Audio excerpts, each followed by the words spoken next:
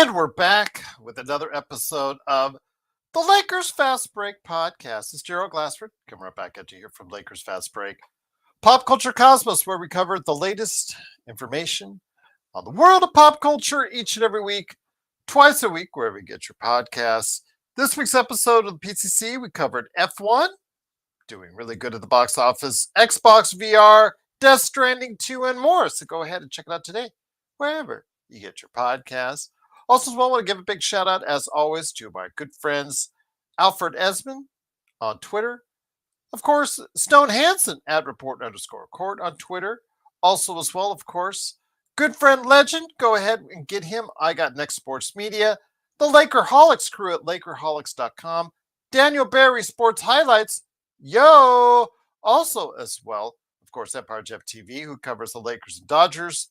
Joe Soro, who is actually on right now on playback on his Joe Soro Experiment channel, watching the Dodgers. Congratulations to Clayton Kershaw on getting 3,000 strikeouts. All right. Can we get a title for the Dodgers upcoming? Find out and hear the thoughts of Joe on his YouTube channel or on playback as well. Want to go ahead and make sure also that you know that we really appreciate it with our big numbers in recent days. We'd love to have you like and subscribe. Please like and subscribe to get the latest notifications on when we go live with the latest Lakers Fast Break podcast. And you can also become a member, get those cool emojis of the guys right there for just $2.99 a month. Indeed. Well, the Lakers, they did get their big man, 7-footer Deandre Ayton. He did clear waivers at 2 p.m. Pacific today, and he did make a decision to go to the Los Angeles Lakers. He gets to the Los Angeles Lakers on a 2-year contract, player option in the second year. Basically wipes out all the MLE as far as between him and Jake LaRavia. The Lakers still have some minimums they can work out with, maybe even a biannual exception as far as for trade exceptions, things of that nature. Maybe they could work stuff out there. There's rumors of a 7-team deal being expanded to based off the Kevin Durant deal to Houston, being expanded to a 7-team deal. Maybe the Lakers can get themselves into that. But for now, Deandre Ayton is a center. All right, there you go. JY says, does this move put LeBron back at 3 or does Rui come off the bench?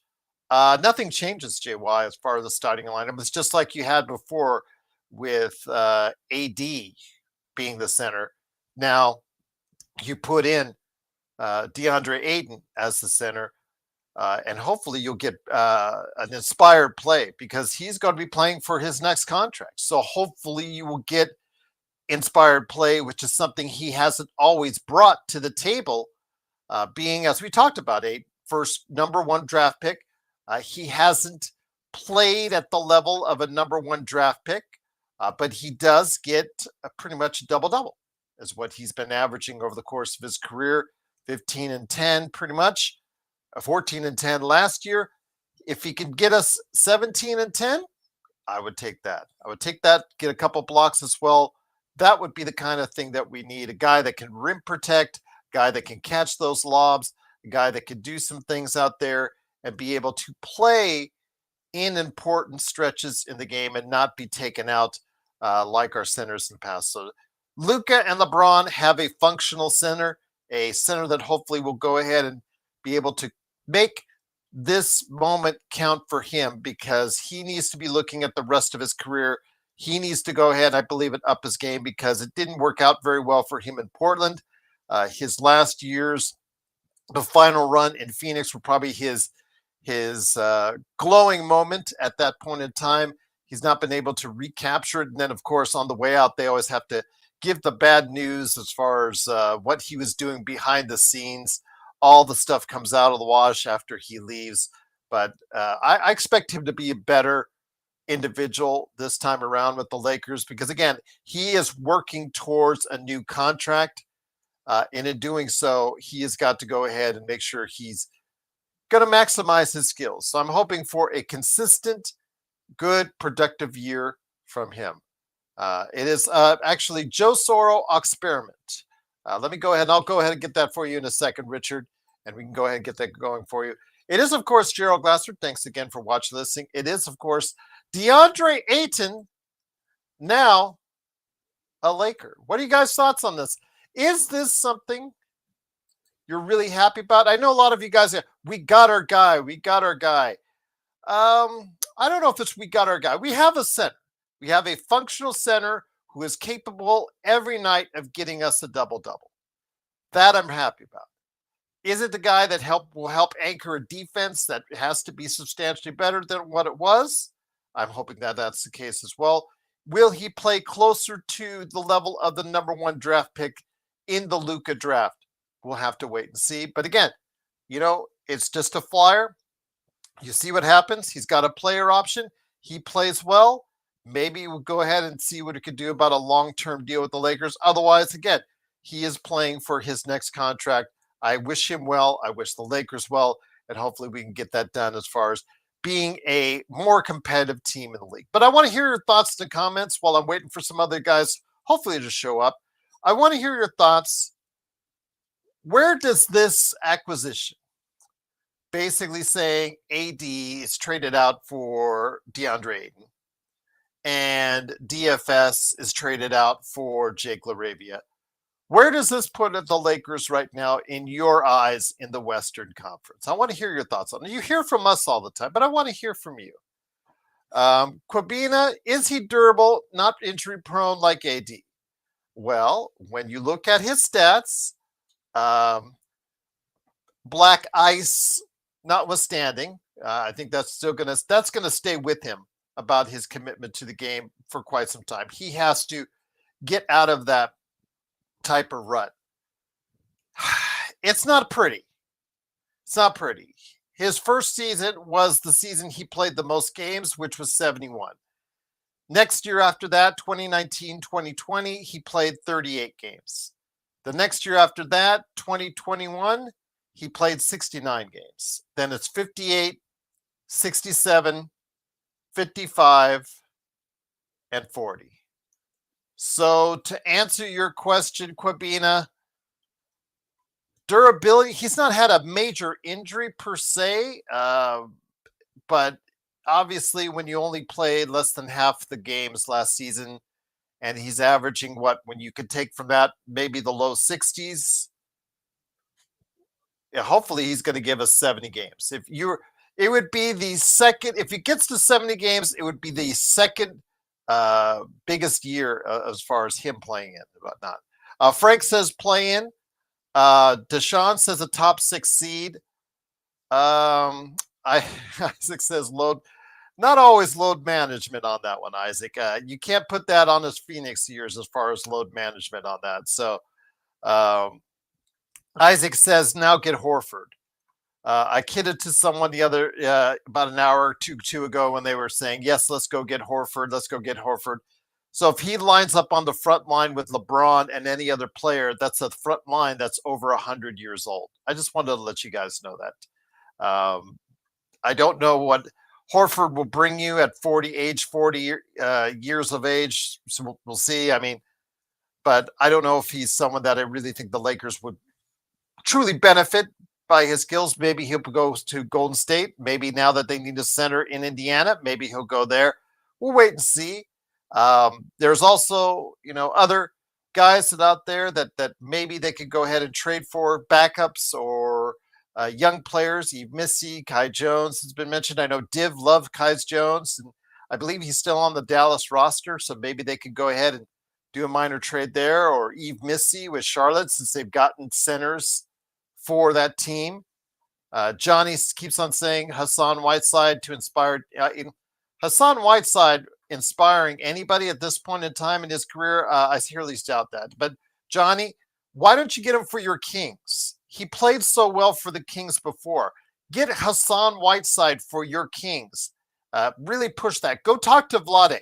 Vlade, I know, still has a ear of Vivek. He still has the ear of Vivek. So if that's the case, push that Hassan Whiteside to the Kings deal, because, with Domantas Sabonis as your big man up front, and you just traded away Jonas Valanciunas, kind of need some size for you guys as well.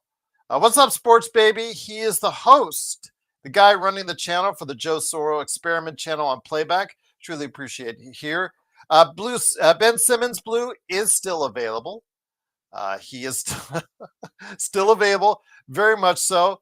So I think that if you guys are interested in the defensive minded player, not very offensive minded, another, how should I say, Vanderbilt per se, go ahead and take a look at him. But I know a lot of people would be against that just because of the baggage that has come so much as far as that's concerned. Richard, I understand your concerns. That's what I have concerns as well. I know that Joe is all into it and a lot of people are into. I'm happy for everyone that's into it as far as getting a center is concerned. Yes, on his good days, he is a productive 7-foot center that can get you a double-double and 2 blocks if he's motivated and inspired to play good basketball. But Richard, very astutely points it out, Gerald, he's been a problem child everywhere. I hope we can get him under control. Well, again, the thing that you hope, Richard, is that he has to play for a new contract. It's a player option in the second year. Whether or not, if he exercises it at such a low rate, then it obviously tells you that the season didn't go very well with the Lakers, if that's the case. If he exercises that second year, it's either due to be an injury or poor play necessitating that second year. And that would not be a good sign for both him and the Lakers. But if he is motivated to play, if he sees this as an opportunity to go ahead next year in a year where many teams will have cap space, where many teams will have the availability to sign him to a long-term deal, this could be an opportunity for him to really take a step towards what so many people thought of him as far as the promise that was once he thought he could be delivering as a number 1 draft pick. So I'm really hoping that that's going to be the case, not only for the Lakers, obviously, which would be the beneficiary of that, but for him and his future career as well. Because you realize, guys, when it comes down to it, he is always going to be thought of as the guy who is picked number 1 ahead of Luka in that draft. Same thing with Bagley as well. Wouldn't it be funny if they got Marvin Bagley Jr., who was, I believe, also a free agent? Wouldn't that be funny if they signed both those guys to free agent contracts?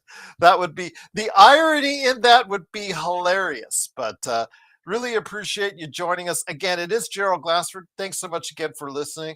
Joe Soro, he's not trash.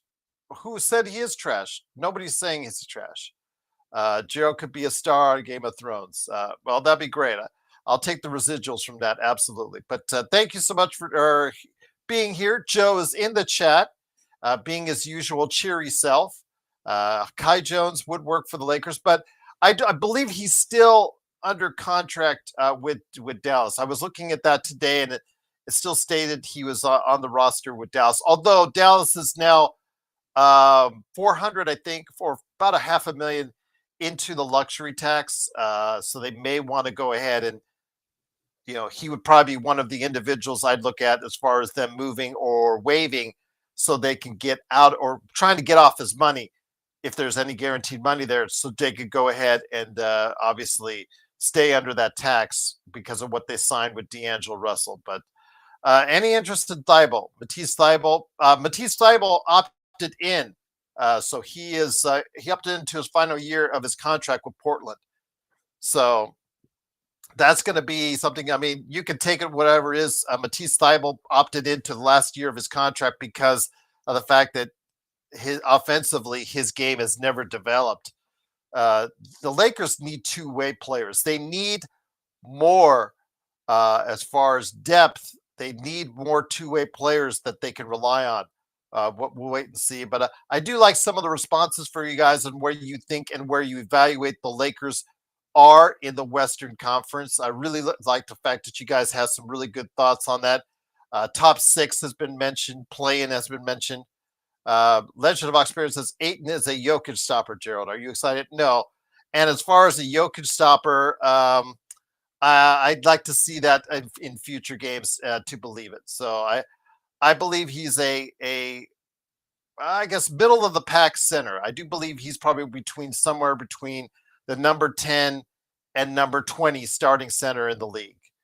If he can play closer to the number 10, obviously that would be great for the Lakers as far as what he can give them. But again, he's had a history of inconsistent performances in uninspired play, and he's also got to go ahead and be able to go and do the things that the Lakers need to do defensively and be able to anchor that defense, which again, as a former number one draft pick, he still has the talent to do so. So if it all works out right, he could be the beneficiary by going out next summer, declining his option, getting a nice fat contract, and the Lakers will be a beneficiary of it by having a great season with him. He has to stay on the court, stay on the floor, and be productive, be inspired to play good basketball. And I'm hoping he will do that. Again, there's a history of him not always being at that level. So I'm hoping he will go ahead and understand now that he's getting closer to his 30s, it's not going to be the same as it was before. And his opportunities as they start to decline or diminish, he has an opportunity now still to go ahead and get a big payday next summer with a good performance with the Los Angeles Lakers. JY says, with health, the Lakers should finish with the 3 seed again. If I'm spacing it out right now, looking at it with the actual signing of Deandre Ayton, I would probably say that at this point in time, I would put the Lakers outside the top 3 right now in the West, JY, simply because of the fact that the Lakers, I think, have done not enough to build their team. With Jake LaRavia being a replacement for DFS, with Deandre Ayton filling up the middle, essentially what you're saying, with Anthony Davis, or at least putting a guy in the middle. I think you obviously improved there over Jackson Hayes, but did you take a step back with DFS and then replace it with Jake LaRavia? They still have issues with athleticism along the perimeter, their defense along the perimeter, rebounding, even with Ayton in there. He does not cure all your rebounding woes. Even when we had AD, we were still one of the worst rebounding teams in the NBA, which is a great concern. And the bench, scoring-wise, was one of the worst in the NBA last season. So that's still Jake LaRavia. Give him a bigger role to Dalton Connect. If Dalton Connect can give you anything efficiency-wise on the defensive end, he could be out there, give the Lakers a scoring punch off the bench, and hopefully improve that as well. I'd still see them in that 4 through 8 range right now because Denver has done a lot to really improve their team. I really like what they've done. Houston, of course, has loaded up as well. OKC is OKC. Minnesota has kept 2 of their 3 players on the front line. They still look to be a team coming off of their almost run to the finals. They still look like they're ready to go ahead and take on anyone. And they have a team that has some pretty good depth as well. I still think the Lakers still need to fill out the depth of the roster, backup center, some more athleticism along the wing. They have assets. Joe said last night that the Lakers don't have assets. Then in the next sentence after that, said the Lakers have expiring. So they do have assets. So they do have options, which they can try to improve this team. But will they? We'll have to wait and see. But here he is, the man himself, the legend himself. It is Joe Soro wearing his Simblade shirt. Please go ahead and support him there. Joe, the Lakers, they get the center that they've been looking at. It is Deandre Ayton. Again, a mixed history with him. But as you say, he should be motivated with only a 2-year deal and a player option. He should be motivated to do everything he can to help the Lakers win games next year.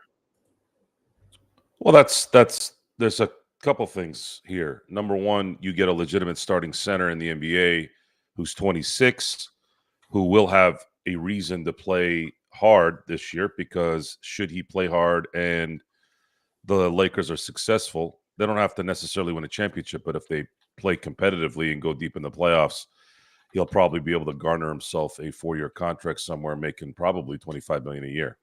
Think about that for a second. If he plays well, he's 26. If Miles Turner was able to get the contract he got, common sense says he's going to be able to get that contract as well. So it's most importantly is that the Lakers were able to get a good center. This is not a slouch, despite his mental focus. If you've paid attention to his career, things went downhill when Phoenix didn't give him the max. Ever since that time, you started hearing things about Deandre Ayton. You didn't hear anything before that, at least not in my circles. Maybe there was something going on in Phoenix that we didn't know about, but it didn't go out enough to where it was becoming kind of general audience information. So a lot of times these guys, when they don't get paid what they want to get paid, they start to slouch. Well, he's going to have every reason to play this year as well as he can, and he's got two guys that are going to be distributing the ball that like to give the ball up first before they like to make shots. So I think it's going to be a good setup for the Lakers financially, resources wise. They do not have to now spend any draft picks or any talent for a starting center. That is huge. That is absolutely huge. And none of us really expected it to go this way. We had discussed Kessler because of the money. He's only making $3.3 million, I believe. So that was manageable with maybe some expiring contracts and draft capital. But there was mention of DeAndre Ayton as an option. Why? Because we thought there was some realistic options there. Yeah, he's making a lot of money, but maybe some expiring contracts and a draft pick could entice Portland to make that deal. And you don't really have to give up much except draft picks, maybe a first. But they don't have to worry about that now. They got him for nothing. This is a win, regardless of what he does this year. To be at this point, there's just you didn't give up anything, and now that opens up some options for them to go after a backup center. Whom there's some reports that Al Horford has been offered the biannual salary, and it makes sense that he hasn't committed to that yet because he might be waiting for another one. He figures if Brook Lopez got $9 million, why can't I get $9 million? I'm Al freaking Horford. I'm an NBA champion, one of the best people in the NBA from a locker room standpoint and a player. So if somebody comes out there and offers Horford more money than $5 million, I think he takes it. But if it's not, if everybody's basically giving him about $5 million a year, there's a big possibility he could be the backup center for the Lakers as well. Because I think it'd be kind of cool for Al to win well, it's not cool that he won a title in Boston, but he'd be that guy again like Rondo where he wins the title in Boston and then has a chance to possibly maybe win one in LA. How many games do you think we can get out of him? Again, a motivated Ayton, as I said, playing for a new contract, playing on a team that still has some aspirations for winning. How much? Again, if you read reports, we're not entirely sure. If according to LeBron and his agent, they're on two different timelines. So your guess is as good as mine. But with Luka and LeBron there, you still have a chance to go at any point at any time and compete with any team in the NBA.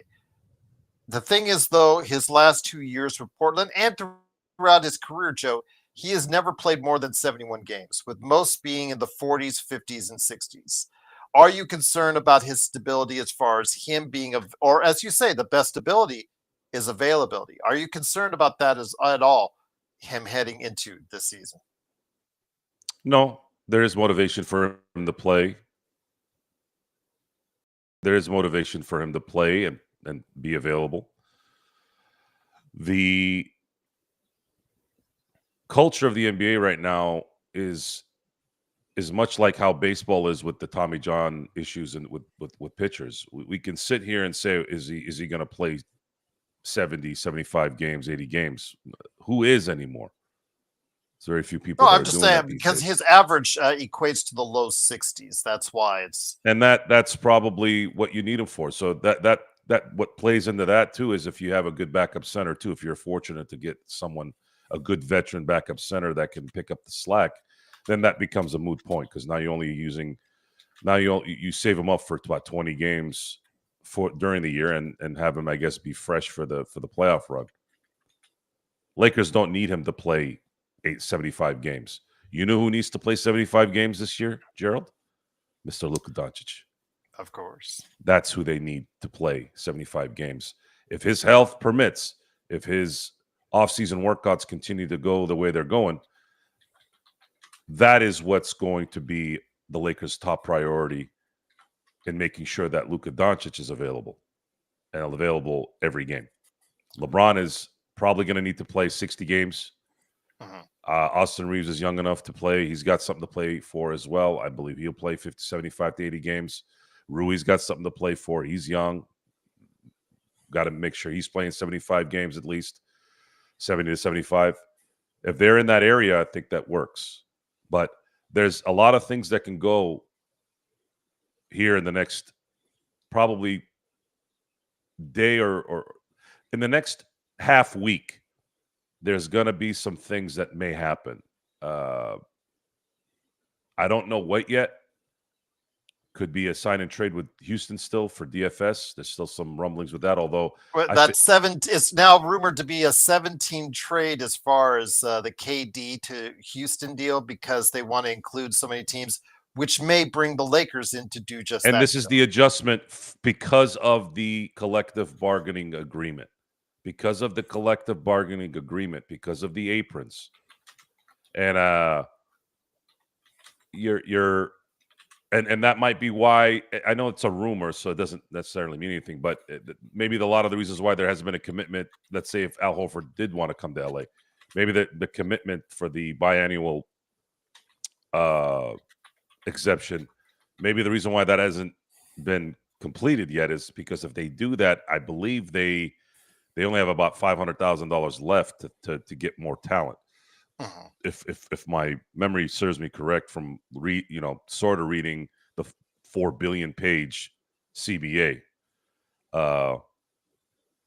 17 trades may sound out of whack, but don't be surprised if you start seeing those things because of working around this particular agreement. There's a lot going on now. There's a lot of fine-tuned combing that you have to make sure that you don't get your team into, because if you do, you essentially hard cap your team. You end up dealing with more luxury tax. You got to be a rocket scientist now to another level to understand the system. I'm sure they have the guys with the glasses in there just making sure, all right, you can do this, you can do this, you can do that. Oh, we need a 16, we need a 17, we need a 15. You're going to probably get a lot of that now with a lot of these transactions, so everybody is able to get what they want. I God help them. I mean, they really made this more complicated, and I don't know why they did this. I really don't know why they made it this complicated. We've talked about it and how it's kind of messed up the best part of the NBA, which is the excitement of the free agent and trade deadline moments. But this is what you have. And thank God the Lakers are in a position where they're going to have the resources to deal with it now. They're going to have those. Because they don't have to spend it on a Kessler, Durant, or any other Correct. out there. Correct. They solidified a major hole, a hole so large that we knew the moment the Luka Doncic trade went through that would be a problem, and it turned out to be the biggest problem that they had going into the playoffs, and that eventually was what took them out. However, some of us did understand the setup. The Mark Williams retraction, I wasn't upset. Still, I'm not upset. I think Dalton Connect is not getting enough of a look, especially with a guy who can score like that. That's how I'm looking at it. They'll probably maybe still trade him for something, but my view is you might be making a mistake, especially with the way the team's being constructed now. This guy needs to have a chance to kind of shine. If playing 5, 10 minutes, 12 minutes his rookie season, okay, that makes sense. He's a rookie. But I'd like to see maybe some coaching being done here. And see, that's the other part of this new regime that will be coming in. There's not enough resource maybe for the right guys to be maybe developing these guys a little bit. And I'd like to see if there isn't a better player that they're trading them for, or if there's a package that they can't say no to. I'd like to see this guy get a chance to play, because there's not a lot of guys that can play offense like Dalton Connect. The guy comes in like the microwave and makes shots. He was doing it even in the limited amount of time he was playing. Even at the end when J.J. Redick wasn't wanting them to play because of his defensive deficiencies. But that's why, he's a rookie. We all talk about the rookies in the NBA. It's much harder to transition, especially nowadays when they're only one and done, or if they're in college for 4 years. They tend to be looked on a little different, because if you're good enough, you'd be here already, right? The Lakers have a couple things left in solidifying the roster now. Number one, they need to get a guard that can penetrate and shoot. I don't know who that guy is. I don't know if it's going to be a trade that they have to make with some expiring contracts and maybe throw in some draft picks. I don't know yet. I haven't really figured out how that can be done. I think things have to kind of develop before we kind of know what's available in the next few days. And then at that point, you can make that assessment. Or there might be a team out there that wants to move, let's say, Wiggins out of Miami, or Tyler Hero out of Miami, and that becomes now an option for the Lakers to go get somebody. Wiggins has been a talk of this, a subject of Laker talk. I'm not a big Andrew Wiggins fan. I don't, everybody talks about Deandre Ayton having no motor. Deandre Wiggins, in my view, is wasted talent. He should have been one of the best players in the NBA, but he doesn't have the motor in his head. However, if you're able to get him at a friendly price and not have to give up a major, if you're not giving up an unprotected first for him, at least something protected, I think it's worth taking that shot, because he does have some defensive skills that would definitely help this team, especially at the perimeter. And you know that Luka's not going to be your best defender. Reeves is not going to be your best defender. And that guy coming to LA, let's say, and again, I'm just using that as an example. I'm not saying I want it, because it's something that could be very realistic. That could be somebody now that kind of helps that side of the ball a little bit with Luka, and you're not kind of stuck, oh, shoot, we have Luka and Reeves now in the backcourt. Now, if you run into a Shai Gilgeous-Alexander and a Jalen Williams coming at you in the playoffs, now who the hell's going to stop those guys? It's a lot of stuff. And it's something that's going to have to play out, just like we waited to play this out for 2 days. For those of you who don't know, the Lakers not only have a tax in the NBA, they have sniveling little bitches in the NBA, and I'm talking about the owners elsewhere, okay? So if you're wondering why this took 2 days to go, and I'll tell you why. Because Rob Pelinka had already been reprimanded, and I'm putting bunny ears in there for the audio on Apple. He already got reprimanded by Mr. Pritchard out in Indiana a few years back. So they're already on eggshells. And then before then, it was Jerry West having to deal, or Mitch Kupchak having to deal with the crying bitches in Dallas and in Cleveland, and Mark Cuban and Dan Gilbert. And then, of course, you always had Greg Popovich in there whining and bitching like he always does when he doesn't get his way. So they waited until this guy cleared waivers so they didn't have to deal with that. This deal was done before Monday, guys. We kind of all knew that. Anybody who follows this team, anyone that has any common sense, we all knew that this deal was done. There's no reason for him to get a buyout when he did without him knowing where he was going. And where was he going to go? Indiana, Milwaukee. No one watches Milwaukee and Indiana. This guy needs to showcase his skills so he can get his $120 million contract next summer. That's part of the common sense factor as well. So the second he cleared waivers, here comes the news. I mean, it was almost immediate. It was almost within the half hour. So Lakers operate in a different world in the NBA, and they're going to be operating in a different world even more here within the next 6 months to 18 months. You're going to see a major shift in LA. And that shift is going to be the transition to the Luka Doncic era and the LeBron retirement, should he decide that he doesn't want to go anywhere else next year. And then you're going to have a new owner who is going to build around Luka Doncic and build an empire that is already an empire. They're going to build an empire on top of an empire.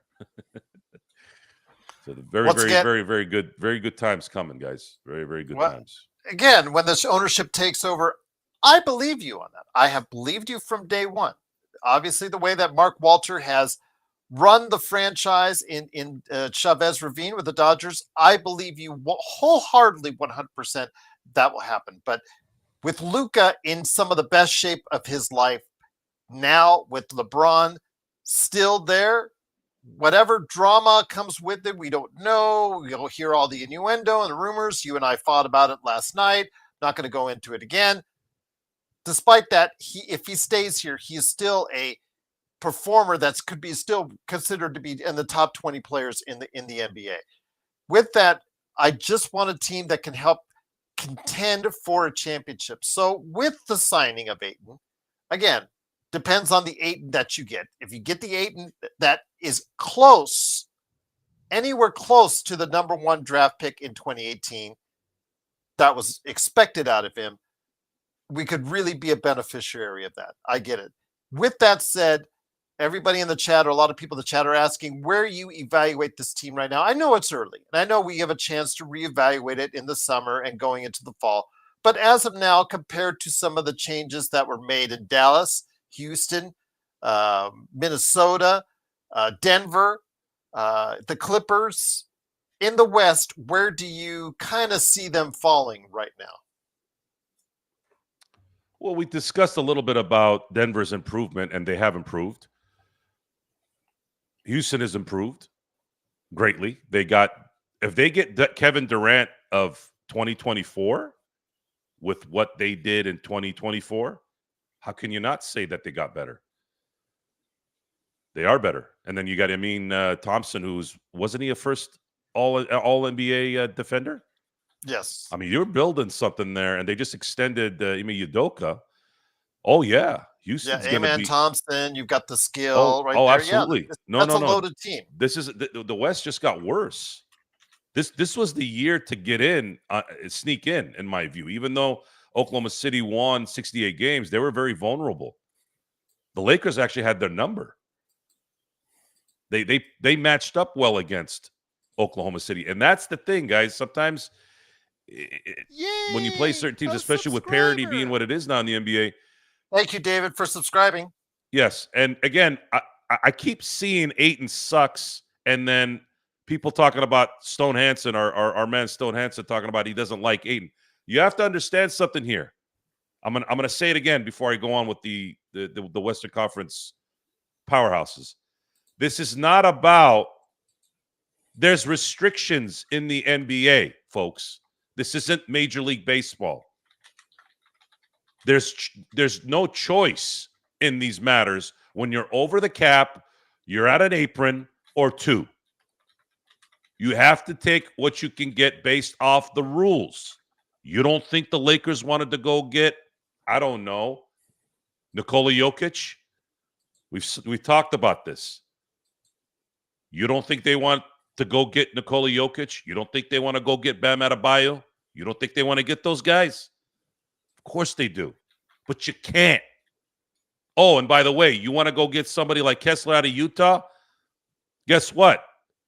Danny Ainge is the GM there. You all know he wants your internal organs and your third and fourth born.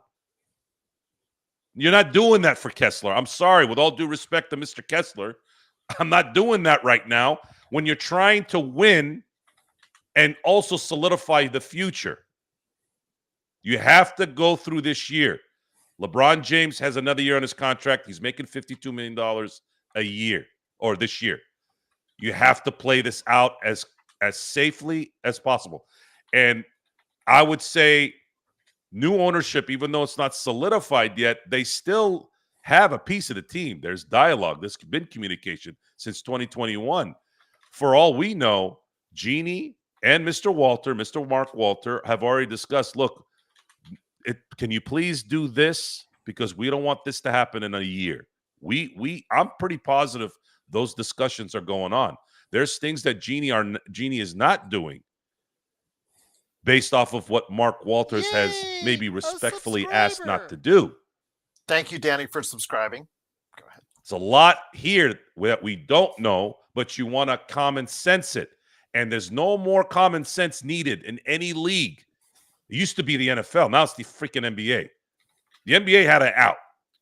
The NBA sort of still has the out, but now it's become even tougher where, hey, we're just going to sign our own guys. It doesn't matter how much, right? That's the whole bird rights, benefit, right? Even that's a problem now. Even that's going to be a problem as the years go on with this new collective bargaining agreement. The Lakers got a legitimate starting center. A legitimate, you cannot deny, motor or not. This is a legitimate starting center for nothing. They got him for nothing. He's getting paid by Portland most of his money. You got him for nothing, and you gave up nothing.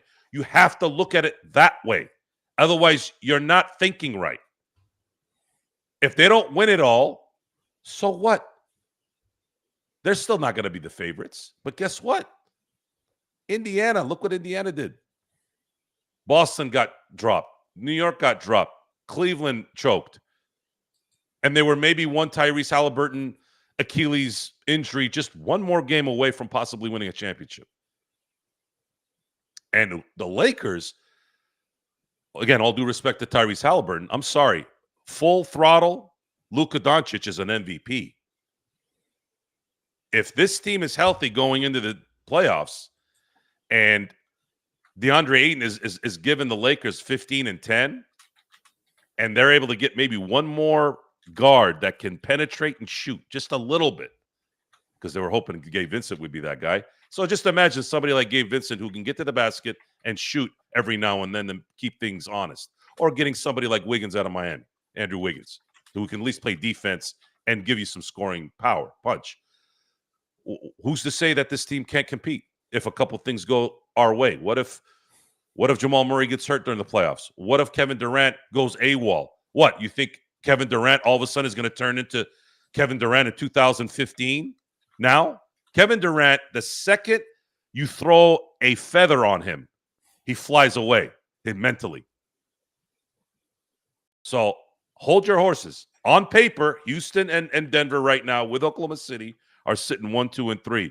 But you all know, you should know better than anybody watching the NBA, if you watch the NBA like we do. You all know that's not usually how it works out. Health issues, talent may not live up to their performances as far as whatever that they're doing, may not work out as far as an exact fit with some of these teams, especially the ones like Houston. A subscriber. Thank you, Lazy, for subscribing. The one teams that are like, for instance, Houston, which has gotten quite a few new players added into the mix. Will that all gel? Will that all work out? Yay! A subscriber. Thank you, Diedrich. Truly appreciate you subscribing as well. Thank you again. But I will say this. The Lakers, with a legitimate center, some have said he's not a legitimate center, with Deandre Ayton, how about that? As a center that can, when he's motivated, when he's inspired, and if you can't be inspired by playing for a new contract next summer, then I don't know if anything will get to him, Joe. I really don't. Because it is a 2-year deal, player option, but it's at such a low rate, the $8 or $9 million, Joe, that obviously his goal is to opt out of that and become a free agent in 2026. The key for him is stay on the court, number one. 2, be motivated and productive. And obviously 3, be a force on the defensive end. Be some kind of legitimate force on the defensive end. Do you think all those 3 things will align with each other with Deandre Ayton?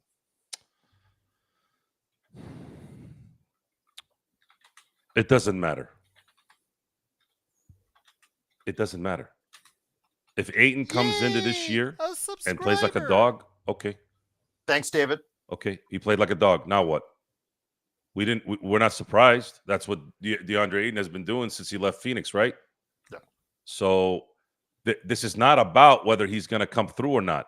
This is about you got a legitimate starting center for nothing. And now you're able to advance the roster because of it. It's that simple.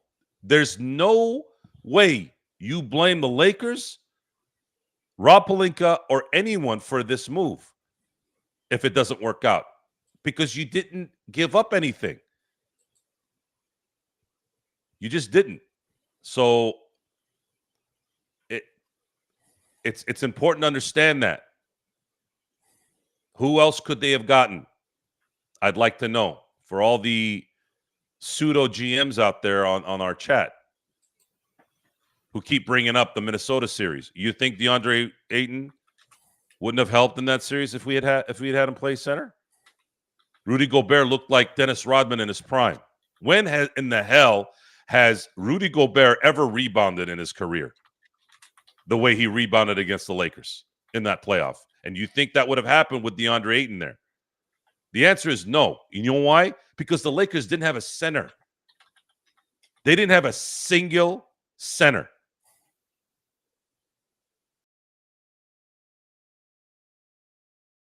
Now they do. And someone who can actually score and actually get rebounds in the double digits. Jackson Hayes, all due respect, you've heard me say it.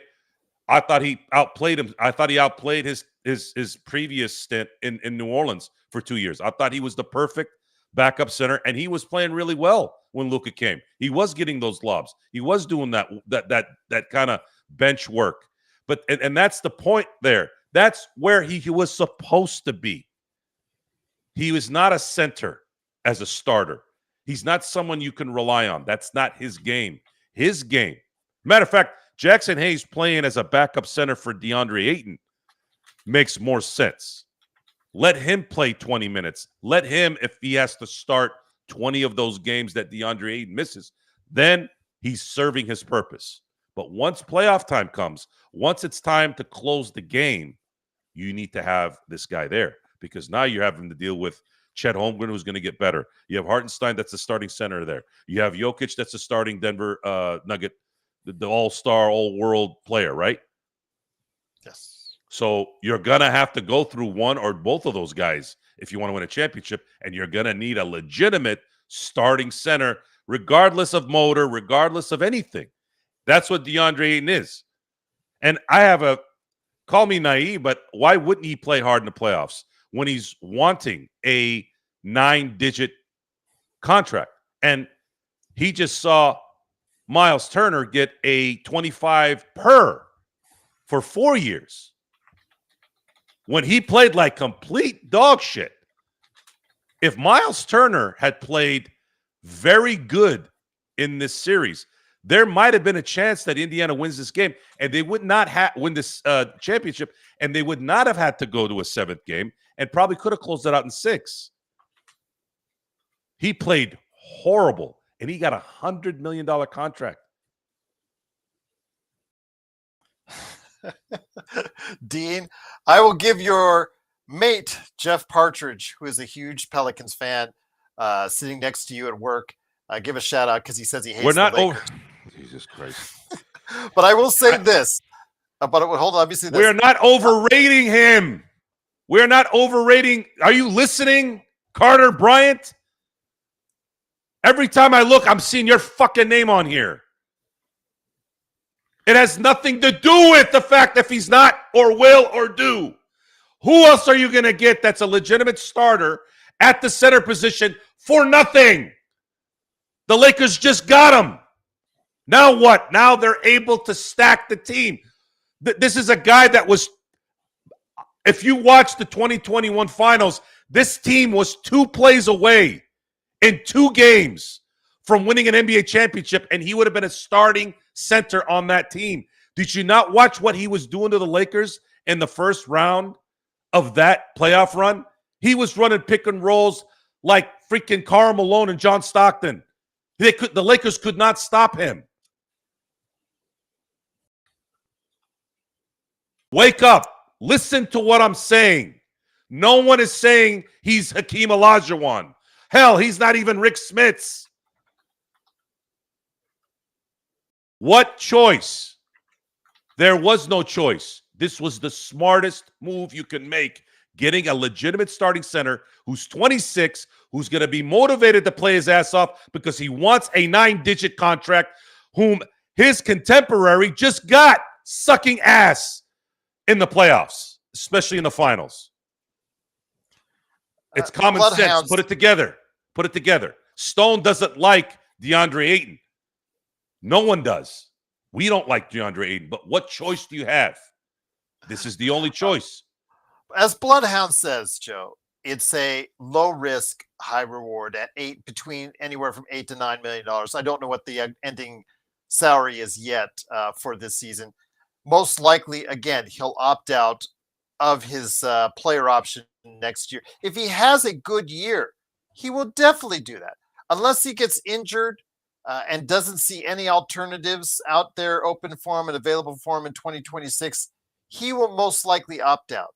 And it's up to Lakers. If they're happy with him, they'll try to sign him to a longer-term contract. If they're not, they let him walk and say la vie, and they get someone else in there. Or do they go ahead with extra money and even more assets next year, look to finally make some of those trades you guys have been asking for? But speaking of trades, again, the rumors are bound that the Kevin Durant trade will expand to as many as possibly even 6-7 teams.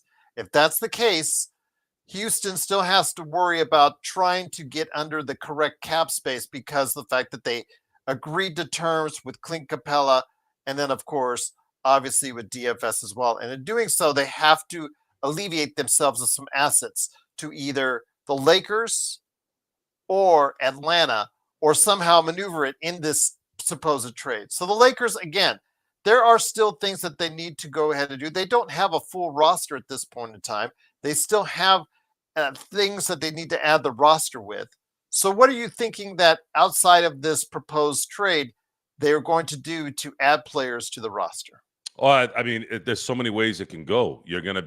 Let's say if Houston is indeed going to spread this out into a trade scenario, the Lakers could end up receiving some young talent coming from Houston. There could be some draft capital coming our way.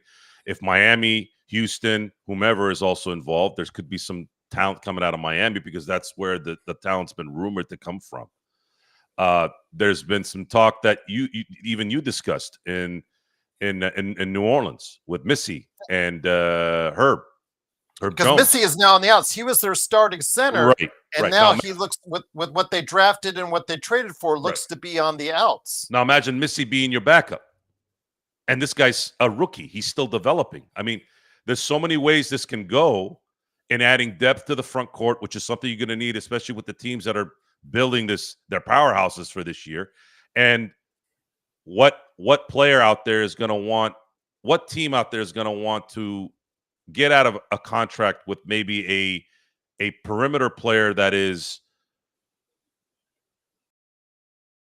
would make a difference for the Lakers? It's something that I think we're going to see here by the end of the week, possibly beginning of next week. This offseason is going to be a little different. It's going to be a little different. So, by the way, it's bases loaded. Dodgers are down 4-2. Bases loaded, bottom of the ninth, no outs. And guess who's at the plate? Shohei. If Shohei hits a triple, everybody's going to go nuts. There you go. But it is, of course, the Lakers Fast Break. If you want more Dodgers opinion and insight, Joe Soro has his channel on YouTube. I did want to mention again, we are still going to be here for a while. We're going to try and bring you as many of the preseason games via playback, our playback channel, and then also talk about them here on the YouTube channel as well. I do want to mention real quick before we get back into the free agent signings and all that, and as far as what possibilities the Lakers still need to go ahead and, of course, build their team. I want to ask about your thoughts on this. We heard the unfortunate news, Joe, about as far as the upcoming schedule for the Lakers, and you see it right there, everyone. So please go ahead and take a look there if you want to go ahead and see what's going on with that. Joe, we heard the unfortunate news that Adu Diarra, the Lakers' second-round draft pick, due to knee issues that kind of dragged him down at Alabama. is actually not going to be a party to the Summer League. He's not going to be able to get a chance to play in any of the Summer League games, but we are told during the statement by the Lakers that he will be a go once training camp begins. How valuable do you see Summer League for a player like him and his early development that he might be missing?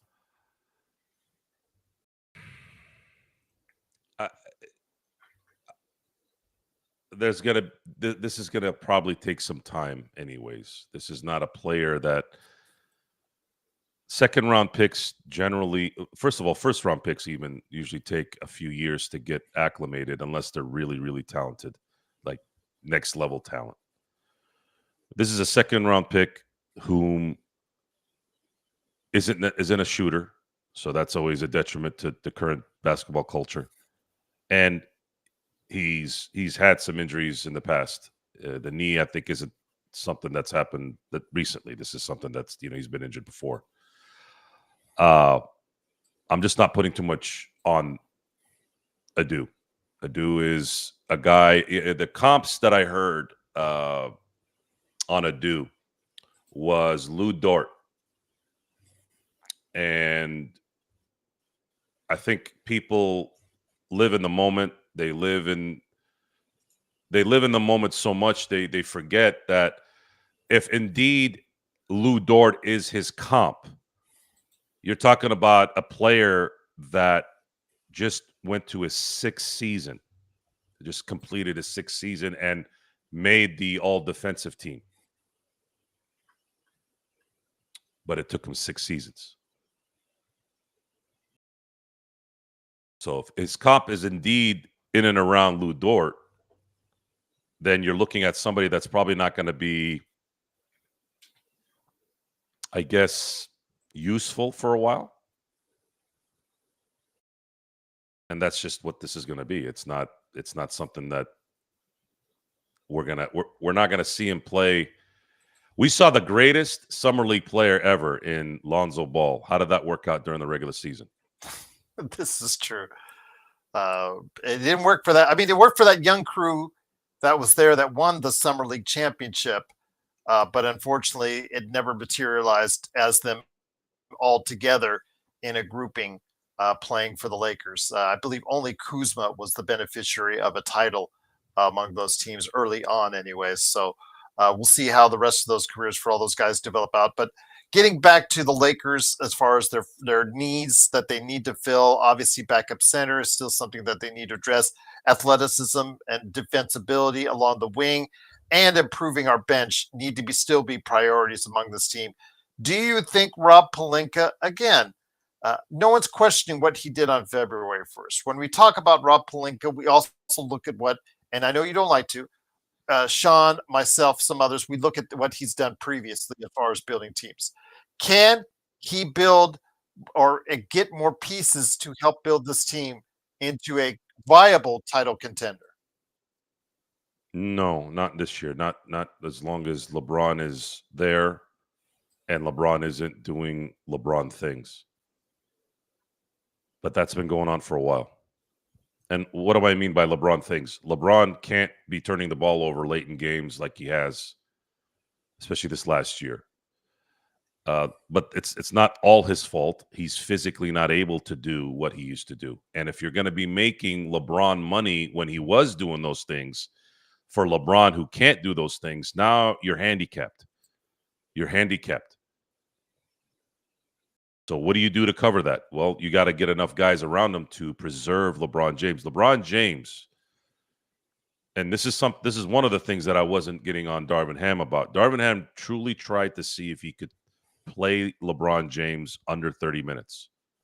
And game one into that Denver game. That worked one game for him. Could do it. So that right there tells you, and the putting blame on somebody trying to preserve an older player is stupid. Especially someone that's played as long as LeBron has. Because LeBron didn't want to do it.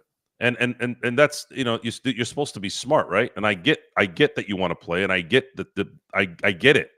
But sometimes you got to use common sense there. What is it? Which is it? Do you want to be burnt out at the end of the year where you're worried about your knees and your groin, or do you want to let me kind of play this out? But at the same time, they didn't have enough talent anyways to cover for LeBron's minutes. So now, because you didn't spend a lot of resources on your starting center, now you have a little bit more. You have a little bit more of an opening to go and get something.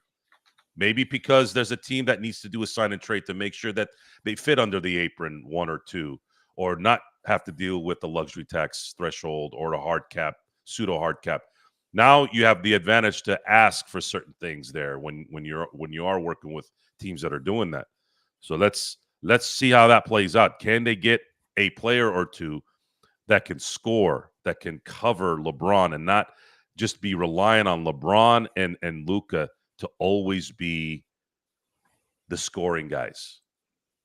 And then when you have Austin Reeves, who's supposed to be the third guy who struggles, why is he struggling? Well, maybe because he's dealing with thoroughbreds in the playoffs that he can't physically keep up with. It's a lot of stuff, but we gotta let this play out. Once again, it is the Lakers Fast Break. Truly appreciate you joining us for the past hour. We've had quite a few people be on the show watching us. If you can, please like and subscribe so you get the latest notifications on when we go live on the air with the latest Lakers Fast Break podcast. If you haven't heard the news, or you haven't read or actually watched the JPEG or saw the JPEG, Deandre Ayton has agreed to a 2-year deal with the Los Angeles Lakers. Player option for the second year. I think after all said and done, it's going to fall somewhere between $8 and $9 million as far as the cost. And again, Bloodhound, Joe are trying to equate. This is a low risk, high reward possibility for the Lakers. Again, if he's inspired to play the way that he was expected to play as a number 1 draft pick, the way that Joe described him playing for that brief period of time when Phoenix was making their playoff run. If you get that player over the course of, I'm not even going to push it as far as to a new high in games. If you play 70 games, Joe, if you play 70 games, gets you 17 and 10, 2 blocks a game, or at least a block and a half, 2 blocks a game, there you go. As the Dodgers have just taken the game, Freddie they win. Clutch Freeman, baby, game-winning single. Ohtani scores. Yep. I'm just praying. I'm praying Muncy didn't tear his knee. Yeah, that was pretty ugly when I saw it. So we're all keeping our fingers crossed and the prayers for Max Muncy. Hopefully that will not be serious as we move forward, and hopefully the Dodgers can go ahead and continue their great season. But when it comes to the Lakers, again, I still think there's things that they need to shore up and address, because I still think that this team, Joe, if positioned well, if somebody has health issues, if 2 or 3 teams have health issues in the Western Conference, that could leave a door open for a team, I'm going to say, in the middle of the pack as far as the 4, 5, 6, 7 teams that are projected out right now in Vegas on FanDuel, which the Lakers are currently grouped into. If injuries or bad luck or productivity issues or chemistry issues happen to some of those top teams that are out there in the West, a team like a Lakers with the right people in place could make a run to where they're just even more than just a 3rd place team or a 50-win team this next season, Joe.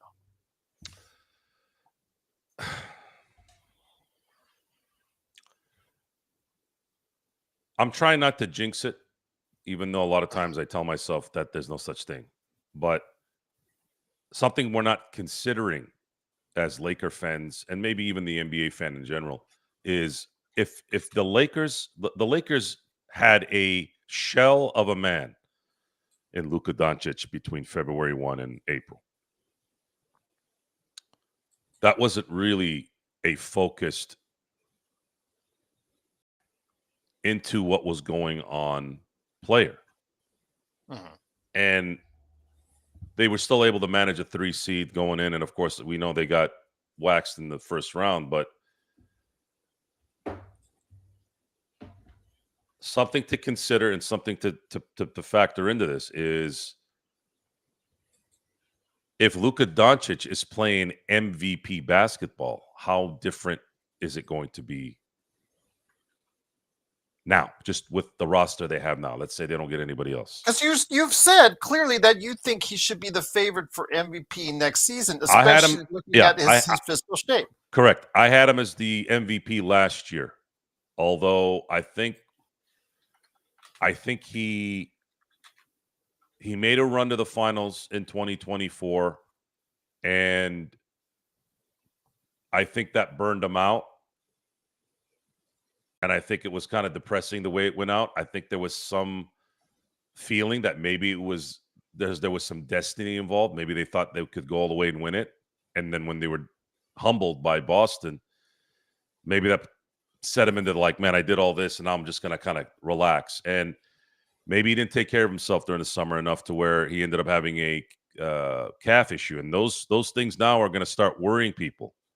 Anytime you hear about a calf, it seems lately all the big names seems to lead to something much, much lower. And it ends up being a problem there. And that can't happen. Lakers can't afford to have anything happen to Luka in that department, especially right now. So Luka looks like he's in shape. Luka looks like he's in the best shape I've ever seen him in. If he plays, which is why I've always advocated that the Lakers should go all in each and every year. He is this physically in shape. In his prime. Right, but you can't go all in when you have LeBron James making $52 million a year. And you can't go all in when you have a good player who's holding you kind of hostage right now in Austin Reeves, a player that you shouldn't have holding you hostage. I like Austin Reeves. I really do. I want him to be a Laker. But there's way too much discussion for a player that is not a star. And you know better than anybody, this is the LA mother effing Lakers. We deal in stars. We don't deal in good players. Good players are there. Good players have a role. But the talk I hear now with Austin Reeves, I'm like, all this talk for a guy who's a good player? Austin Reeves is not a star. He's not. I'm sorry, he's not. And he never will be. But that's okay. That's okay. He can be the Rick Fox, the Derek Fisher of a championship team in LA. Problem is, you cannot pay him like a perennial all-star. So all this talk about, he's going to want $30, $35 million. Sayonara. I am not paying Austin Reeves $35 million a year. But can we trade him for assets before it gets to that point, Joe? That's my Can you get somebody better? Or multiple players to add to your depth. You think we're the only ones that know this? I know I'm not the only. I know for a fact that I'm not the only one knowing who he is. You have professional general managers and presidents and owners and basketball people that know this. This is not hard to figure out. These guys actually do this for a living. I don't even do this for a living, and I know this. Who's going to pay him $35 million a year for 4 years? You're talking about $140 million for a good player. Oh, wait, I know. Milwaukee just paid Miles Turner $100 million. 107. But guess what? And they waived and stretched Damian Lillard for 5 years for $22.5 million. That's going to sit until the rest of the decade, Joe, with Milwaukee. $22.5 million in dead money. So what's their choice? The NFL does that. I don't think the NFL does that.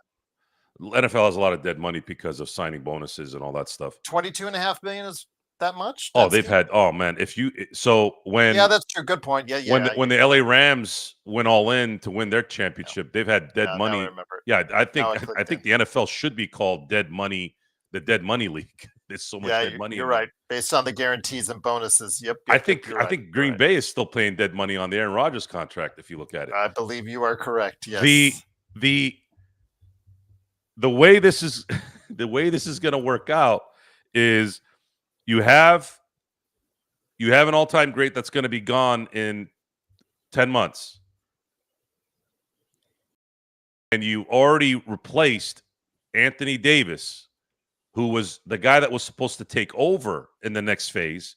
You've already traded that guy whom showed that he wasn't going to be that guy for a guy who is that guy. And not only that guy, but the perennial megastar of this era already. Someone who's already made 5 first-team All-NBAs, won a Western Conference Finals MVP, scoring title, Rookie of the Year, and has a clutch gene. So that's a nice building block. And then you have new ownership that's going to have the resources that can't be capped, that can't be aproned, that are going to put together a back office like you've never seen before in the NBA. And then now let's let them sit down and say, okay, who do we want? And the relationships, by the way. You think Brad Stevens calling up Portland and getting exactly what you wants was an accident? You think that he just put some, funny dust on them and said, give me what you want and I'll give you nothing? No. He's got a good relationship with everybody. Hey, you scratch my back now, I'll scratch yours later. That's how it works, right, G? Yep. So if I called you up, Gerald, and I said, Gerald, look, I need $5,000, but I can't pay you for a year.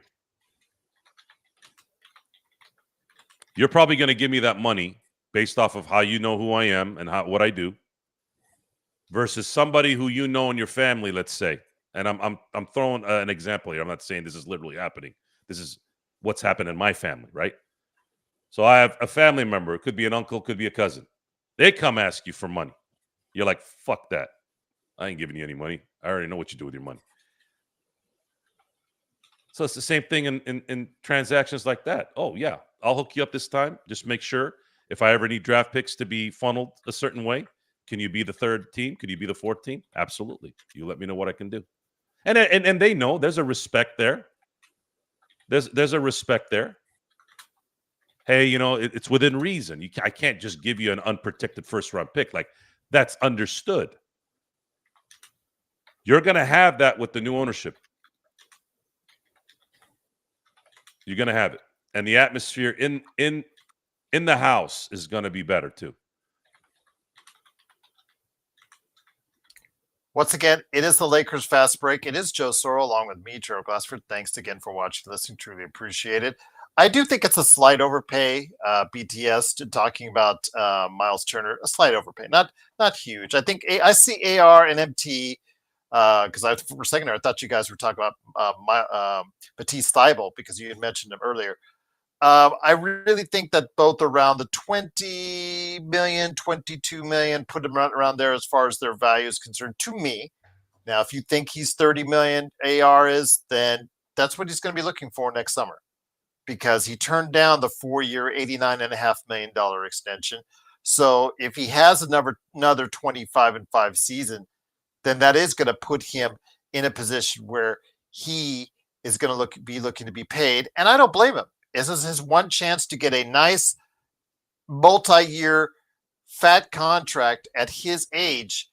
So I can't blame him for wanting to do that.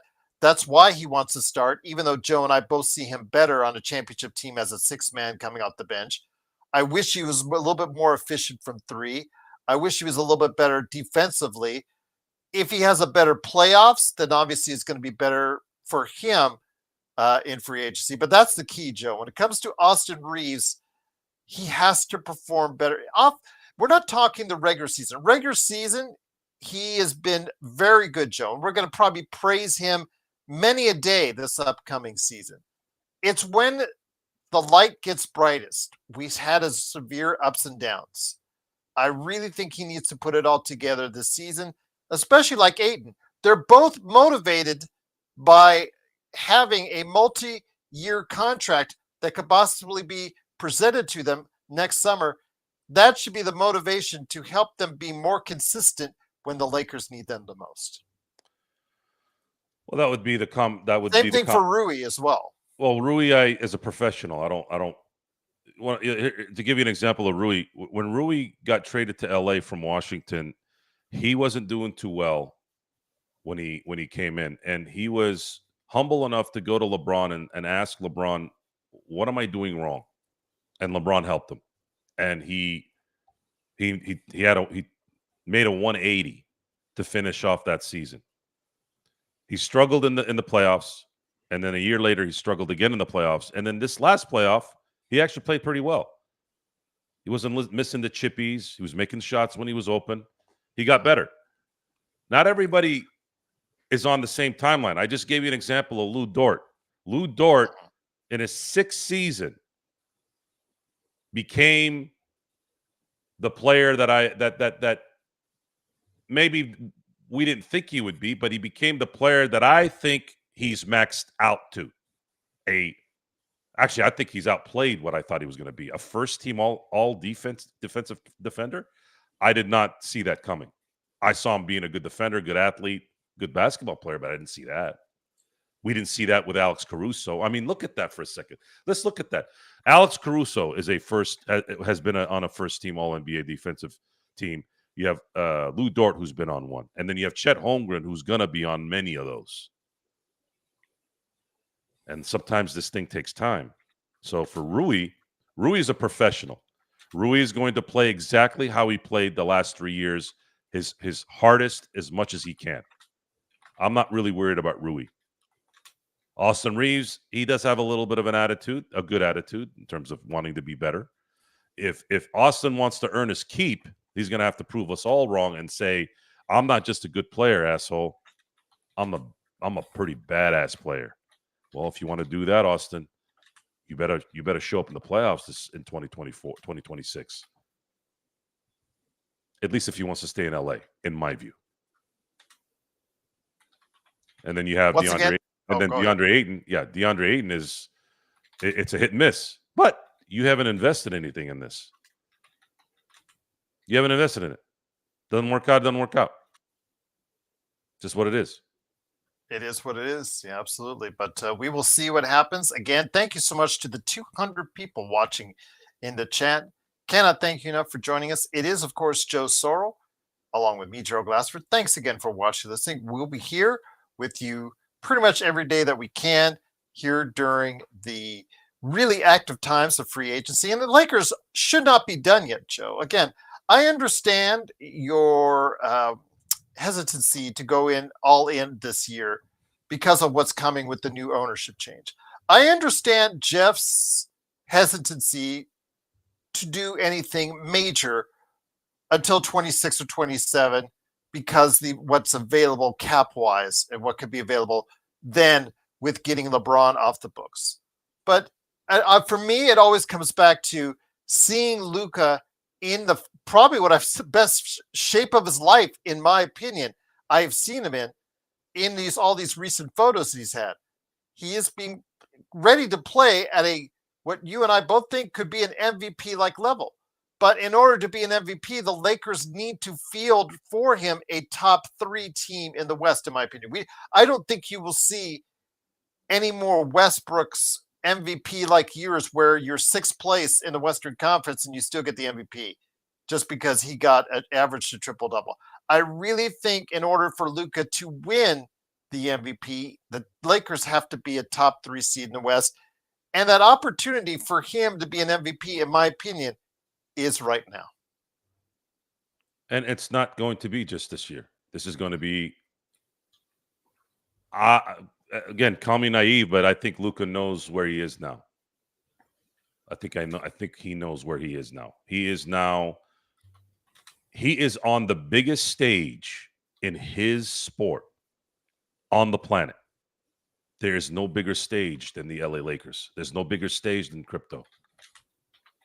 And not only that, you're also going to now have the equivalency of that lineage and that stage from past accomplishments. You now are going to have leaders above you that are going to match that same dominance.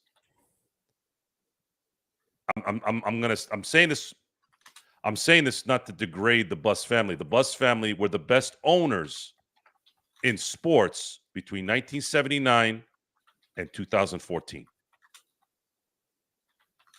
I don't think anybody would deny that.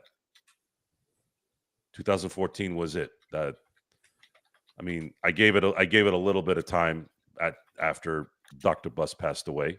But 2014 to me was the year where we started noticing, okay, these guys are not necessarily doing what we're used to seeing.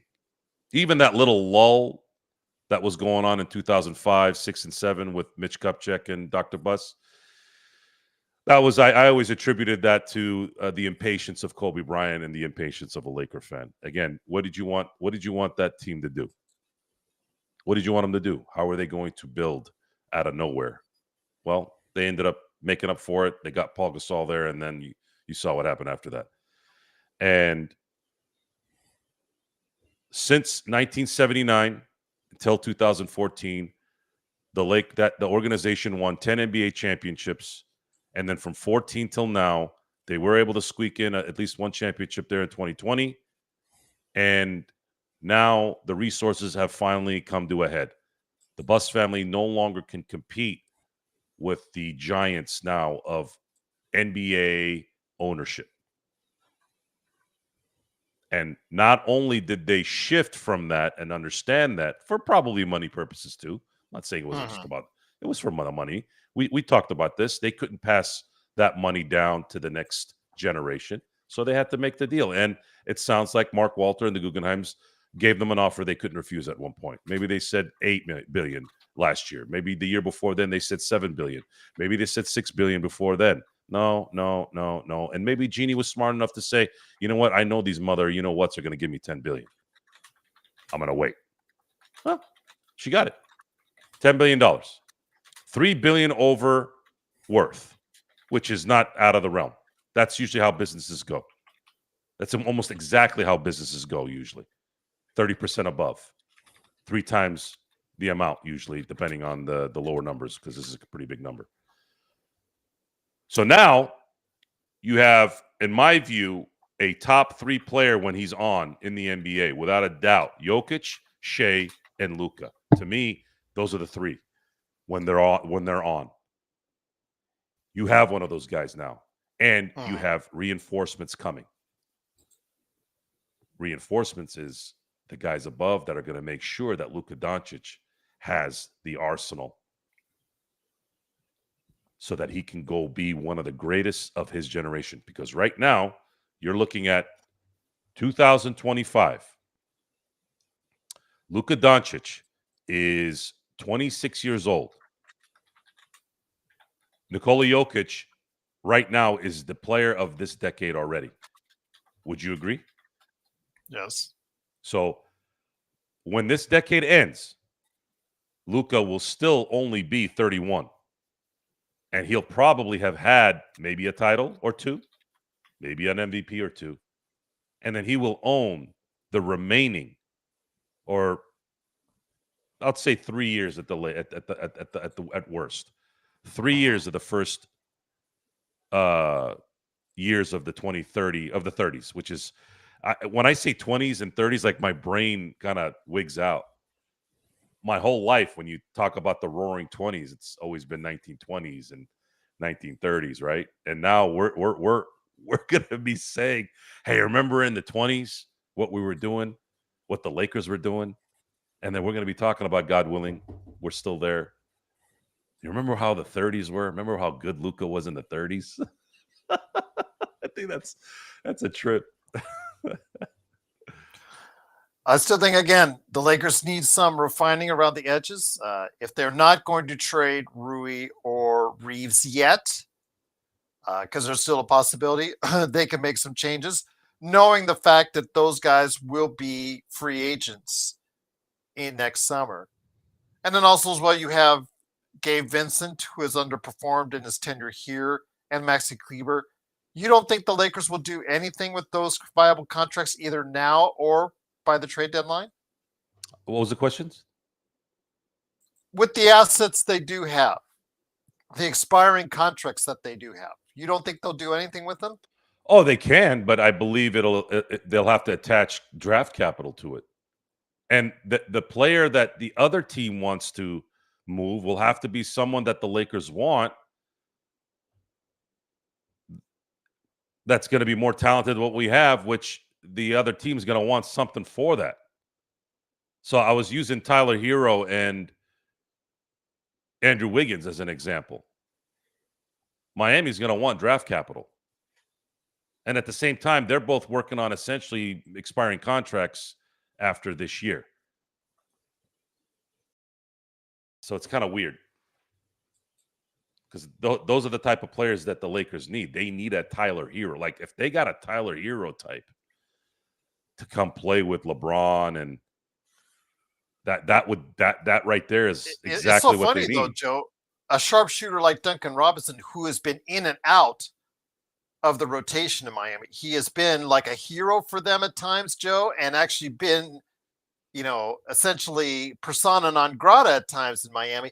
He just got a nice fat paycheck in Detroit. So with these teams, Joe, like player like Austin Reeves, it's always beauty in the eye of the beholder. One GM may see this guy as someone he could take to another level, while others may see him a little bit differently. Sure, but I think guys like that are it's universally known. I don't think anybody doesn't know who Tyler Hero is. Mm-hmm. It would. The question has been asked. I get asked questions by my family who are curious. They find something out from one of their friends. Hey, Joe, what do you think? Who do you think the Lakers are going to trade for? They know I'm going to have somewhat of an answer because I follow everything. So they'll ask Joe, what the Lakers going to do? Who are they going to get? So I told them about Deandre Ayton. They don't know who the hell Deandre Ayton is half the time. They don't know who those guys are. Oh, okay. And then they'll go tell their friends. So being that most of the people that are watching the show know what the hell's going on, I mean, I'm not going to say everybody does because most of them either purposely don't talk well or they just don't know. But for those who do know, I gave you a couple names here. And I gave you their situation contract-wise. And you already know that the Lakers are gearing up for 2027. This is something we discussed even before that became an announcement. We talked about this 4 months ago, 2027. Why did we pick 2027? Well, you got to look at the contracts, guys. You got to see who's available. You got to see who's going to have the ability to opt out. You know why? Because making trades is hard. Look what's happening right now in Houston or New Orleans or whatever. 7 teams. I mean, even the rumor of needing 7 teams to do a trade is hilarious. But that's what's at stake now. They've complicated this so much that you don't know what's going to work until it works. You don't know what the loopholes are. I told you, Gerald, remember? I think during the season, I said I had no idea about draft swaps up until a couple years ago when it became a thing a few years ago. Draft swaps? What the hell is a draft swap? Right? Yes. That was a loophole. We didn't hear that in the deal in 2011. Did you hear about trade swaps before 2011's ratification of the new CBA? I didn't. I'm sorry, I can't read a 700-page collective bargaining agreement or whatever it is. Maybe I should. I keep telling myself I should. But how often do you read something, Gerald, once and retain everything? You got to read that sucker every time. That's why I haven't read it. I'd have to read 700 pages over and over again. You know, Anthony Hopkins did an interview, and he said, I read the script over 100 times so that I know the script better than the guy that's speaking back to me during dialogue. That's how maniacal some people can be, which is a good method, by the way, because you'll remember everything. This is true. Hernan, before we get to Jeremy's thoughts on asking, because we want to familiarize him more with Jake LaRavia because he has no idea about the guy. I want to go ahead and again emphasize there is possibly up to a 7-team trade being ironed out right now because again the trades that have been put in place for most of them don't become official to the 6th. And I guess because of obviously salary cap reasons and trying to go ahead and do the cap gymnastics and all that, there could be as many as 6 or 7 teams included in the Kevin Durant to Houston deal, which would necessitate or facilitate other teams, possibly the Lakers. I know a lot of rumors have Nick Richards, backup center in Phoenix, possibly being part of it, or Cam Whitmore. I've heard his name once again being possibly added on to the Lakers roster out of this.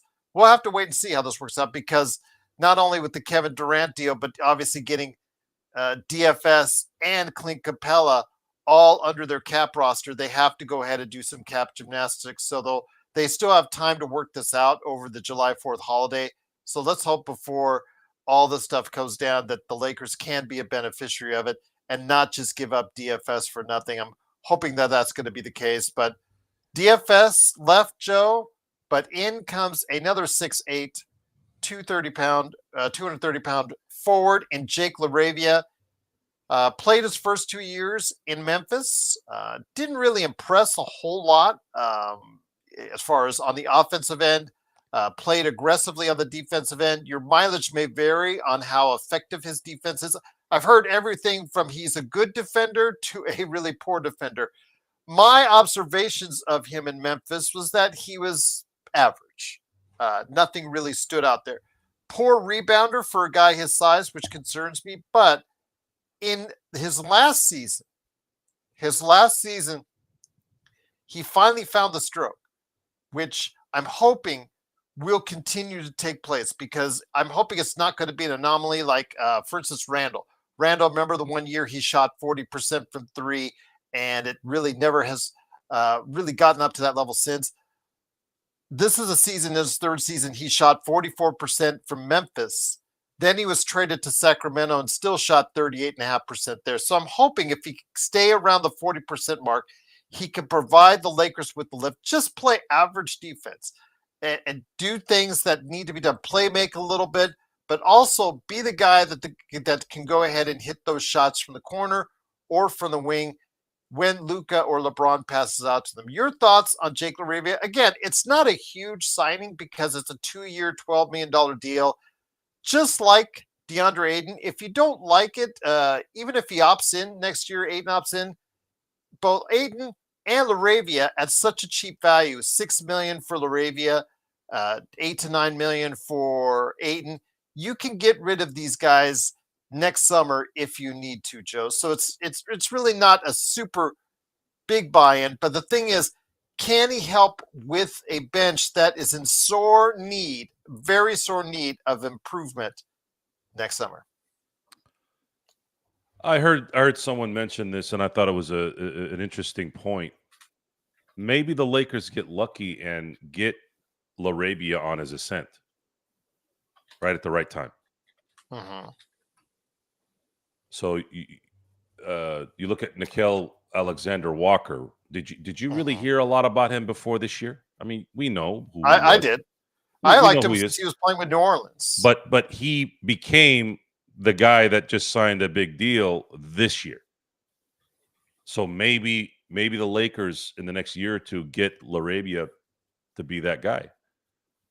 Maybe he gets in the right situation. And if the Lakers are able to assemble a team here that can be a contender, if they get a good perimeter guy, get a good backup center on top of what they've gotten, now he's on a team that can allow him to get in, let's say 20 minutes a game. And hey, you got to leave somebody open. Are you going to leave Luka open? Are you going to leave Austin open? Are you going to leave Rui open? Are you going to leave LeBron open? No, let's let LaRavia beat us. Let him sit in the corner. Let him sit behind the three, whatever. So that could be good timing. Could be they got him at the perfect time. They could have seen something that they wanted. Maybe JJ Redick said, "Listen, there's something about this guy that I think I could pull something out of him and make him better." Those things could have played into that decision. So we got to wait and see. And you're talking about a guy with 6'8", 235 pounds. This is a big boy. Think about that, 6'8". I remember when I saw, I didn't know he was that tall. It's like 6'8". That's a big boy. I think Dalton Connect is 6'4", isn't he? Yes. Maybe. Actually, he's a little taller than that, I believe. Is he? I believe so. Let me go ahead and get to that. But while I go ahead and look up his height, JY says, why is it that the Celtics alums in the front office are working to help each other out while guys like Pat Riley steadies or Pat Riley disciples try to fleece the Lakers? Well, I think a lot of it is because the Lakers never. By the way, he is 6'6", just to let you know, Joe. Lakers don't really. The Lakers are the Bill Belichick of ownership. You never leave Bill Belichick well. Look at Tom Brady, his greatest player that he ever drafted, ever started, ever played, ever won with. He treated him like dog shit in the end. And the Lakers have a habit of treating their guys like shit on their way out. Not everybody, but Shaq. I wouldn't say LeBron yet, even though there's talk that they've kind of jetted, got him out of the way. Now, with Luka here. Pat Riley didn't leave 1990 very well. Maybe I'm looking into it too much. Well, we'll see. Again, obviously, if he can continue to hit shots like he did last season from the outside, that's going to be a big boost for the Lakers. I know that some in the chat have been saying, well, don't they play relatively the same position? Yeah, they do. Actually, when it comes right down to it, at 6'8", LaRavia may play a little bit more of the 4. Dalton may split between the 2 and the 3, more likely the 3. But again, will those guys be able to play acceptable enough defense? I'm with Joe. I would like to see Connect be in there for 20, 25 minutes each and every game. I would like to see him more relied upon as the guy coming off the bench that can facilitate, and that could be a microwave, to use the Vinnie Johnson vernacular, coming off the bench. But he has to be better. He has to be tougher defensively, and hopefully he can work on these things in Summer League, which starts on the 5th, everyone. It goes to the California Classic, and then after the 3 games, I believe it matriculates to, also the Utah Summer League as well at the same time. They have their own Summer League, but everybody comes to Las Vegas here and partakes in Summer League. I want him to take this time, and Bronny James. I know we've voted hard on Bronny James on this channel. If you're new to this channel, we have not been the biggest fans and supporters of Bronny James, even though some of our audience is. I'm hoping they can take the time to work on the things this summer, Joe, that they need to, so that they can be more relied upon. Yes, even Bronny can be more relied upon to be contributors, bigger contributors next season, because they're no longer rookies, Joe. They're going to be asked to do more things. I'm not sure if either of them can live up to what the Lakers are asking and needing for in the new season. Oh no, the Dalton Connect's talent is completely different than Bronny James's talent. I don't even. But they're going to be asked to do. Yeah, Dalton more. Connect is if he's still on this team to start the season, he is going to be a better player this year than he was last year. There's no doubt. There's too much talent there. Too much talent, in my view, from what I've seen. And another thing to factor into this is Mr. J.J. Redick is going to have to prove something this year too. Mm-hmm. This is the NBA. They don't really wait for you to be better. The new ownership is going to be analyzing him, and it's going to be even harder. It's even going to be even harder for him to come through, because new ownership rarely rolls with management or coaching unless it's their guy. So I'll give you a little history lesson. The Dodgers were purchased by the Guggenheims in 2012. Ned Colletti was the general manager. And by the way, Ned Colletti is a damn good GM. really good. This guy wasn't a bum. This guy got Kershaw. He got Will Smith. This guy is good. He lasted 2 years. Don Mattingly. You know, Dodgers went to the playoffs, 3 years in a row with Don Mattingly, 4 years in a row, whatever it was. Still, he was gone. Dave Roberts got hired in 2016. A year later, they were in the World Series. So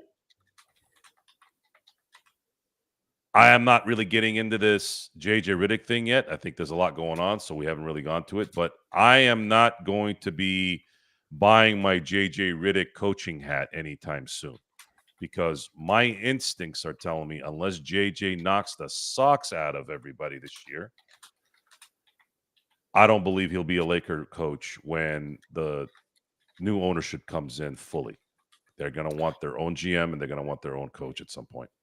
And that usually happens, Joe. But the thing is, do you tie JJ's success or JJ's career as Lakers coach to LeBron James? So if LeBron James leaves, obviously the days of Bronny James and possibly JJ Redick could be numbered. Do you tie them both together because of the fact that they did the podcasting together, et cetera, if that's the case? I don't recognize or want to think about their relationship on podcasts or anything like that. Okay. It's of no relevance. It's not. There's nothing to think about, really. It's a wasted time. Uh-huh. And JJ Redick got some flack for keeping those guys in the second half, all of the second half. Those aren't the type of things that I'm criticizing JJ Redick about. That was thinking out of the box, and if it had worked, he would have been called a genius, and it almost did work. You know what cost him the game?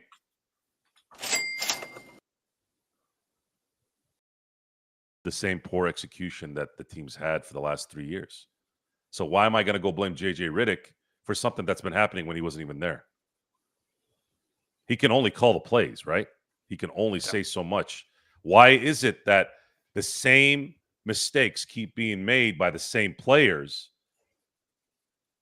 from two other coaches before him or them? JJ Redick, in my view, was a hire of convenience. It wasn't a hire of necessity. It's convenient. We know that LeBron's going to get along with JJ. We know JJ's never going to press LeBron too much. We all know AD's not going to press anybody else, really, because he's kind of too cool for school. That's his attitude on everything, and that's fine. But this was it was a hire of necessity. I'm sorry, hire of convenience. I believe Vogel's done with the Lakers, Alan. I believe they're finished paying him off. He just accepted a position as the top assistant for Jason Kidd. Notice the irony in turning that all around to each other, where it once was the other way around. He's now the top assistant. No. I'm sorry. Yeah, I'm sorry, Carter. I'm sure if we go back into the annals of our podcast, that was the game, Carter Bryant. That was the game I really blew up on everything. His biggest one to me was still the one in where AD and LeBron, I think, were both sat out. Yeah, but I'm talking about last year with Bronny being put in Philly. Oh yeah, that one set me off. If you watch the video that night, that was a good one too. You weren't around at that point. I was pissed. The one that got us banned on TikTok was leading up to it, as far as when, I kept reiterating that the possibility that Bronny would be drafted by the Lakers, and Joe went off on one. It's actually still available to our members on YouTube as far as the short is concerned. But yes, it did get us banned on TikTok. I do want to go ahead and mention Intel Wild. Truly appreciate your super chat. Thiero won't be playing in the Summer League. Yes, we did note that earlier, that he is out until training camp. The Lakers did state that he is going to be available for training camp and should be just fine. No Joker, truly appreciate the super chat as well. He says, Joe, that $5 says JJ remains the coach for 4 more seasons. Who made that bet? No Joker. Oh, I'll take that bet. That's an easy one. That'd be the easiest $5 I make. If you think JJ is going to be the coach, JJ'd have to win the championship this year for him to be the coach once the Guggenheims take over. We'll see. Again, does the association with LeBron to his benefit or not? Again, a good season will probably keep him for now, even with Mark Walters coming into play. But can he go ahead and guide the Lakers to a good season this year? I still think, again, with the platform that Luka has as far as what he needs to do, an MVP possibly in the making for next season, greatest shape that I've seen him in, probably in his entire career that he looks in right now. I think he's all set and primed. But do the Lakers have enough to surround him in order to win now? I know that Empire Jeff is in the chat. Truly appreciate it. Hopefully we'll get a chance after this to go ahead and check out his channel. I know, again, he has been a big defender of Rob. And as far as obviously Joe is as well since February 1st. I get that. I understand that. But for some of those who have also lived through the Pelinka tenure, I want to see how he adds pieces. Getting Ayton was, I guess, the best out of a bad situation in this case, because Ayton is, I mean, for $8 or $9 million, he is, again, low risk, high reward. If he plays motivated, you could have someone here that could really help the Lakers win games, but they do need more, Joe. I still think they have a chance if they build around the team that they have, that they can make a run this season. And I think that's what a lot of Lakers fans want as well. Yeah, Jeff loves Rob Pelinka. He'll defend them till the end of time. He's on Vando Hill. You know he's on Vando Hill. He even has Rob Pelinka's Michigan jersey hanging in his room. That's up to him. I'm He's totally a great lying. guy. Hey, Empire Jeff's a great guy. I'm lying. That's a joke, Okay. guys. Relax. Okay, because he said you were buying his the Dave Roberts jersey, I think is what he was asking. Oh, he definitely likes Dave Roberts. Okay. He definitely likes Dave Roberts. See, the thing is with Dave Roberts, for me, is there were 2 instances. One I mentioned pretty regularly that most people know. The genesis of my frustration with Dave Roberts. The one that I don't talk about a lot because it actually makes me like I'm already tensing up right now.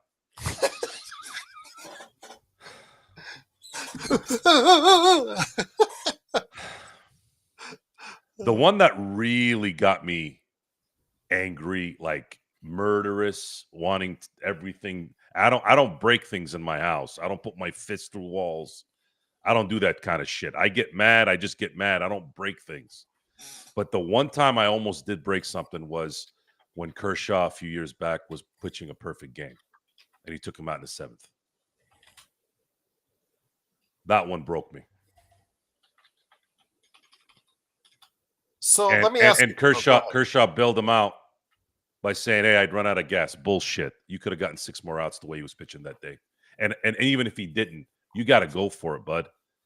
That really, I never thought I'd come back for Dave Roberts after that. I said, fuck Dave Roberts. I'm done with this. I go, you're worried about something in April for September when it's something like this. You really think an extra 2 innings is really going to take Kershaw out for the rest of his career? And you know what? So be it. He was already a lock in the Hall of Fame. How many perfect games is Kershaw going to have a chance to pitch? And of course, that was the year they got swept by the fucking Diamondbacks. And our only memory of Kershaw is Game 1 getting waxed by Arizona at home. That was, I never thought I'd come back from that. I really didn't. I never thought I'd come back from that with Dave Roberts. I said, fuck Dave Roberts. I don't want to see that motherfucker ever. Every time I saw his face, I wanted to fucking punch the TV. I was so pissed. That day. And I don't bring that stuff. Since I've had children, I don't bring that kind of energy of something bringing it to the house. Like if my kids see me angry or yelling or getting excited, it's either because I'm doing the show and they're far away and they know that this is a show, or something happened and I have to respond to it. But this was one of those things where I came home and I went outside. I came home. I was walking in the backyard. All I wanted to do was something. I wanted something to murder. That's all I was thinking about the whole time. So that's that. I think on back to the Lakers. Sorry, guys. yes, Sorry about that on little back to the segue. Lakers. Don't get Joe started on one of these things. But Is Empire Shohei Step. surpassed Ichiro? Is that a trick question? When it comes to that, Ichiro, for however great you think his career is, he never threw 101 miles an hour. And, Ichiro's a better hitter than Shohei. contact hitter, but that's about it. Empire Jeff says, I don't love Rob or Vando like I love Dave. Okay, I want to make sure true. that's clarified. That's true. He loves that. He does genuinely love Dave Roberts. Let's bring back 19-year-old Joe Soro. Johnny said, great thoughts on that. I was a bad boy. 19-year-old Joe Soro was a bad boy, not because of what you think, but just imagine a real life Wolverine. I never got hurt. Things healed in a day. Testosterone at the highest level at that point in college. So at 19, Gerald, I had my own apartment. I had a full-time job and a full-time schedule in college. Mm-hmm. That was what I was doing at 19. And to start. Oh, and I was knee deep in wrestling. The Attitude Era had me at that time. I bet it did, because you were right there. You were a key demographic. Scott Hall, man, when he walked out of that, look, Scott Hall is the only human being I've ever seen where acid wash, vest and jeans and still look badass. No one has ever worn that outfit in the history of mankind and still look cool. And then he comes on, gets on that mic. Where is Billionaire Ted? Oh, where is the Nacho Man? That punk couldn't even come into the building. I mean, I was on the floor, in shock. I mean, you could not have. To me, with all due respect to Austin 316 at King of the Ring, to me, that first appearance of Scott Hall at WCW was the birth of the Attitude Era. That's for me. I did want to mention, you said that King of the Ring, Austin 316, that match with Jake Roberts just appeared today on the WWE Vault, if you want to check it out on YouTube. I did want to mention, though, Dan's asking, was there part of y'all thinking that Ayton was going to go to Indy as if he didn't sign with the Lakers? Well, he had options, Dan. Once he cleared waivers, 48 hours after he worked a buyout with the Portland Trail Blazers, which came Wednesday at 2 p.m., he had options. Golden State is an option because they still have a hole in the middle. You just ask our good friend Legend when he comes on, he'll tell you they still have a hole in the middle. And it got even bigger because New Orleans got Kevon Looney and they signed him to a contract as a free agent. So they need something in the middle at the 5 spot for Golden State. And Indiana, of course, if you go and sign a contract with Indiana, if you're Turner or whoever, or in this case, Ayton, right now it doesn't look great in Indiana. But once Halliburton comes back healthy, could they be a really viable contender next season and going forward? My guess is yes, because they still have a lot of depth on that roster. Yes, they'll all have to be paid, and Indiana doesn't like to go in the tax, but at least for the foreseeable future, they should still be a very competitive team. Again, with Halliburton, it's going to be if and touch and go on when Halliburton is going to get backed up to Halliburton speed, and if they can still afford the team around them. So that'll be interesting to see how that plays out. If you really like guys like Shepard, if you realize Matherin, really like those young guys there, at some point those guys are going to want to back up the Brinks truck for them. and Indiana does not like to go into the tax. So that's something to keep an eye on if you're a Lakers watcher, as far as if you like their talent going forward. But yeah, again, as Jeff stated on his channel, Joe stated on this channel. I mean, the future looks pretty bright for the Lakers. If you're a LeBron hater or if you're a LeBron fan, the realization that this could be the last and final year of LeBron, it has to come to realization that whether or not he asks for a trade or anything else, that again, always up to him and Rich Paul to decide that if he doesn't think this team is going to be at that level. But I'm just, when I see the fact that, or when I see the reports that, the Lakers are purposely trying to not create a winner or a team that's going to be competitive now in order to send a message to LeBron to, hey, maybe you should hit the high road. I think that's a little disappointing. I think that's a little bit unfair to say. Maybe it is. Maybe that's the message they want to send to LeBron. But I think by signing Ayton today on, again, a low risk, high reward possible deal, no matter what you think of the guy, if you're down on him or you're high on him, he is absolutely a low risk, high reward for $8 to $9 million. I really think that the Lakers send a message that, they still want to be competitive next season. I just think they need to do more, Joe, just a little bit more along the fringes to be able to build a team that, with Luka playing at an MVP level, they could be a title contender this upcoming season. No, they're doing that. They're gonna go all out as much as they can without disrupting the future. They're not gonna take on, like, for example, the Bam Adebayo rumor, and it's just a rumor. It was never anything solidified. They're not gonna go after him, even if Miami wanted to make a deal that made sense for more of the Lakers than them. Because Bam Adebayo is making $50 to $60 million for the next 3 seasons after 2026.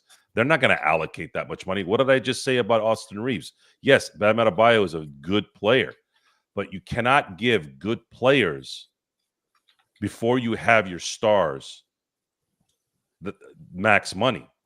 You can't allocate that kind of money to good players. The guys that are going to be making $50, $60 million to $70 million now, with Shai Gilgeous is making that, right? If you're going to make that kind of money, you got to give that to the guys that are bona fide stars, perennial all-stars, difference makers, which they're going to have a chance to do that, possibly, seeing how things play out in Milwaukee, seeing what happens in 2027 with Jokic. Does he opt out and want to come to LA? Probably not. But they're preparing for that in case. And then whatever star develops by then, who may want to come as well. Because if y'all don't think somebody is going to either come to LA or demand to come to LA when the Guggenheims take over and they have the table set for it with Luka there, woo-wee. Lakers were able to do it for 4 decades. Why don't you think they do it now with the best ownership in sports? It's going to happen. That's why there's no worry. You're awesome. There is no worry. The Lakers have been run the best, minus a couple years here and there. But overall, you have to look at it You're from awesome. the results standpoint. Since 1979, no one has run a basketball organization better than the LA Lakers. That's with the shitty years that they've had recently. That's You're how awesome. good they've been. And now they're guaranteeing that it's going to get better and continue to be the best run team in the NBA by literally having the best ownership in sports. You're awesome. Here in the next probably few months. Nick, I have those same concerns in the playoffs when it comes to lining up Luka and Reeves together. I understand that. You're awesome. And thank you, Intel, for the gift of those memberships. Some of our audience is getting tonight. So you're getting free memberships that have been issued out by Intel. So big thank you to him. I understand, Nick, your concerns when it comes to a playoff schedule. Regular season, Reeves and Luka, they can get away with it. It's fine. It's a good regular season backcourt, but when it comes to the playoffs, Joe, again, there has to be some concerns that we're just repeating what we saw this past season and the seasons past when you line up Reeves at that shooting guard You're position. awesome. A Reeves backcourt with Luka is a recipe for disaster, in my view, when it matters. Yeah, that's essentially it is in the playoffs. Regular season it's going to look fine, but again, it's all about the playoffs for us, Joe. Oh yeah, and it's even beyond that. Austin Reeves is a good player.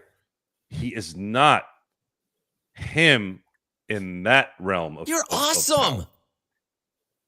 He is a role player. He is the offensive version of Alex Caruso.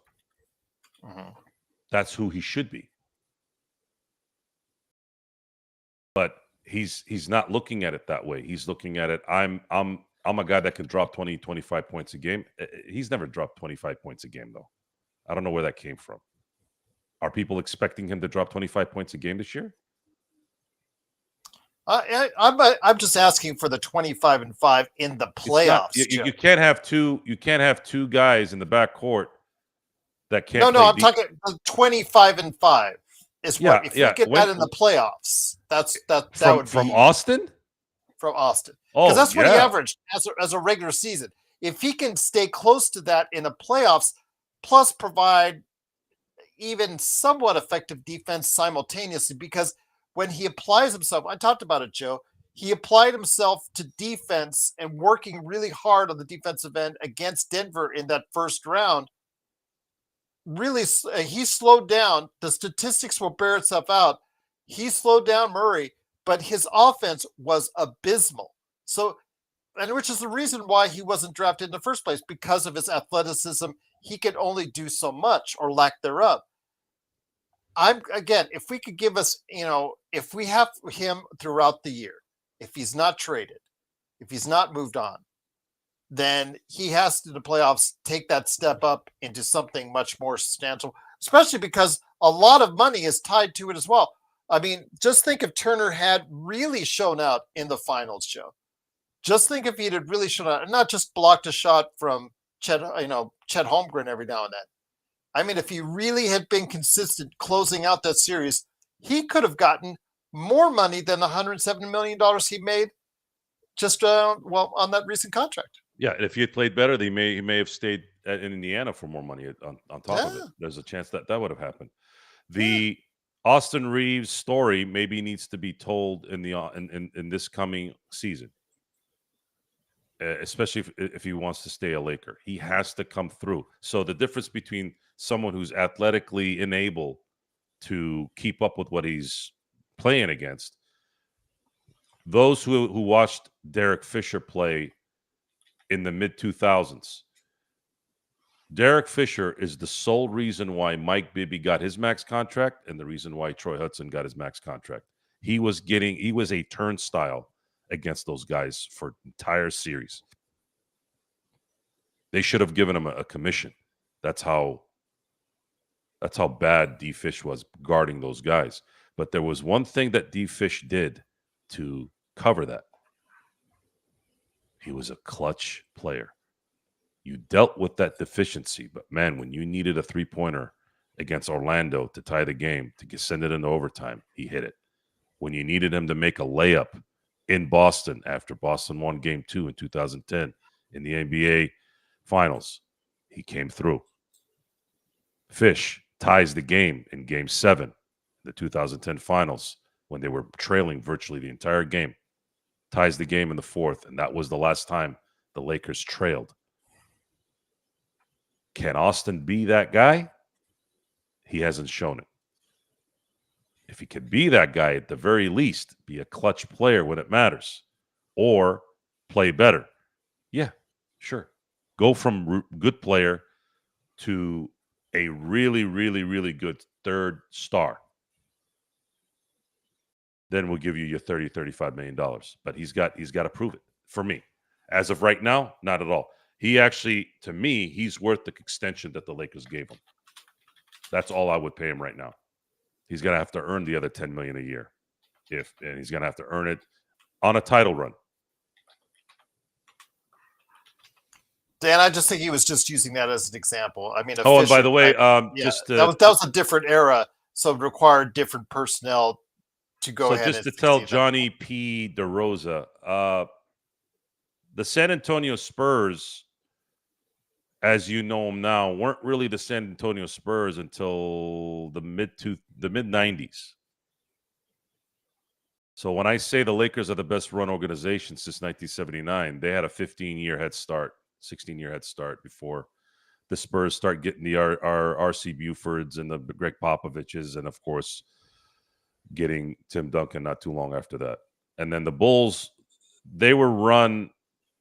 Reinsdorf wasn't really Reinsdorf's a smart businessman, but I wouldn't say he ran the Bulls well. Michael Jordan is what made that thing tick in the end. And if you don't believe me, all you got to see is Reinsdorf's ownerships from 1998 until now, and you'll see that I'm right on that one. But anybody that you want to put in terms of comparison to the Lakers in the last 46 years, the Spurs have an argument there too. I'm not going to say they don't, but not from 1979 through 2025. No one has produced the results that the Lakers have. No one has been as competitive. No one has been, even in their down years, as popular and as majestic as the LA Lakers.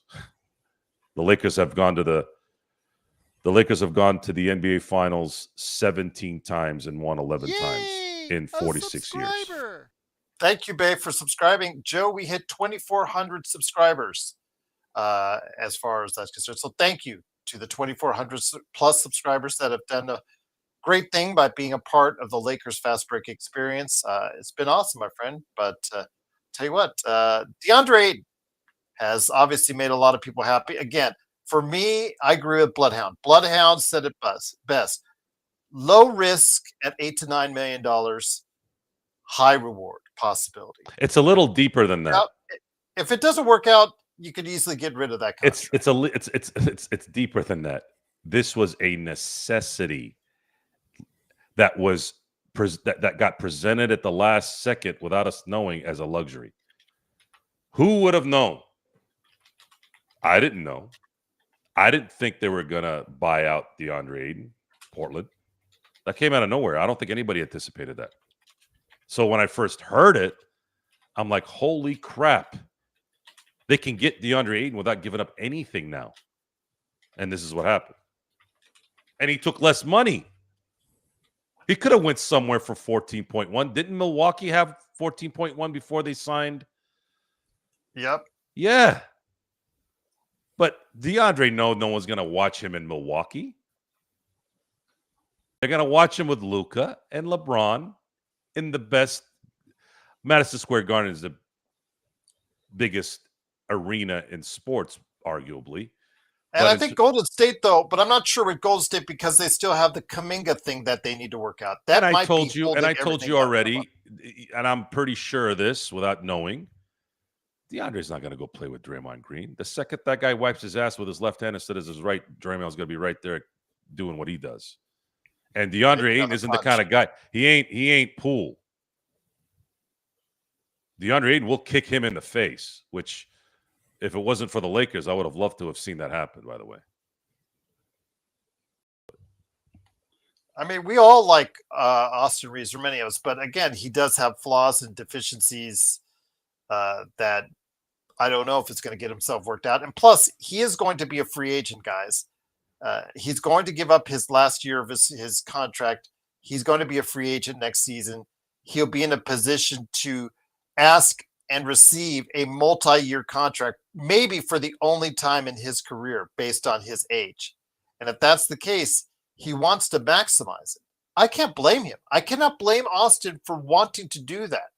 I hope nobody is angry or mad at him for turning down the $89.5 million option because he believes he can make more. But the thing is, I just don't want to see him walk out that door and the Lakers get nothing in return. Same thing with Rui. These are viable players that can get you player or players or draft choices in return that will help keep your franchise going after they're gone. So that's my concern, is just losing those two for nothing. The expiring contracts of Gabe Vincent and Maxi Kleber, that's just money that's coming off the books. If they stay, they go. It is what it is. But losing Rui and losing Reeves are a great concern to me, because if it happens, what happened might happen with DFS. We might, unless the 7-team trade goes through, Joe, we will lose DFS for nothing. I do not want that same thing to happen with Reeves and Rui. You won't lose. Even if they let them go next year without compensation for them, you're not. You're retaining your salary room. This isn't the last year or 2 years ago or 3 years ago where you need to make sure that you can't lose D'Angelo Russell, because if you do, you lose that spot. You can't get that money back because they're already over the cap. Next year, even if those guys left, you're gaining salary cap room. So they're not really necessarily going to be going away for nothing. You're just not going to be paying good players the money that they're demanding, or the market that pays them. If somebody out there does want to drop 4 years, 120 on Austin Reeves, and he comes out of the 2026 playoff run playing like he did the last 2 playoff runs, go ahead and have him at that point. Now we save $30 million to go put that to somebody who can earn that money where we need them to earn it. It's different than it was a couple of years ago, or even this year. They're gonna gain salary cap room and the advantages of being under the cap. So they're not going to lose them for nothing, even if they don't sign them or trade them for somebody. It's different next year. So I wouldn't worry about it. Dan Inspiration, imagine if we sign and trade Reeves for Gafford and Max Christie. Would that be possible? Not with the money, because I know Gafford's extension he just signed is not yet kicking in, but I believe on what they make, the money still would not work out. You would have to tweak it between Reeves and adding another asset or two into that, Dan, for it to exactly work. But Joe, just saying that, seeing how he and I are not the biggest of Max Christie fans. Again, he's a rotation player. Gafford, good center. Is he a backup center? Is he a starting center? He has been on various teams. I know he's still, like I said, he's being paid very well as a backup center at this point in time on the contract extension signed. But I think that contract extension was signed for Gafford, Joe, with the thought that if something goes awry for Dallas, or if they feel they need another piece before Kyrie gets back, I have a feeling Gafford's contract is probably going to be the first one they look at moving.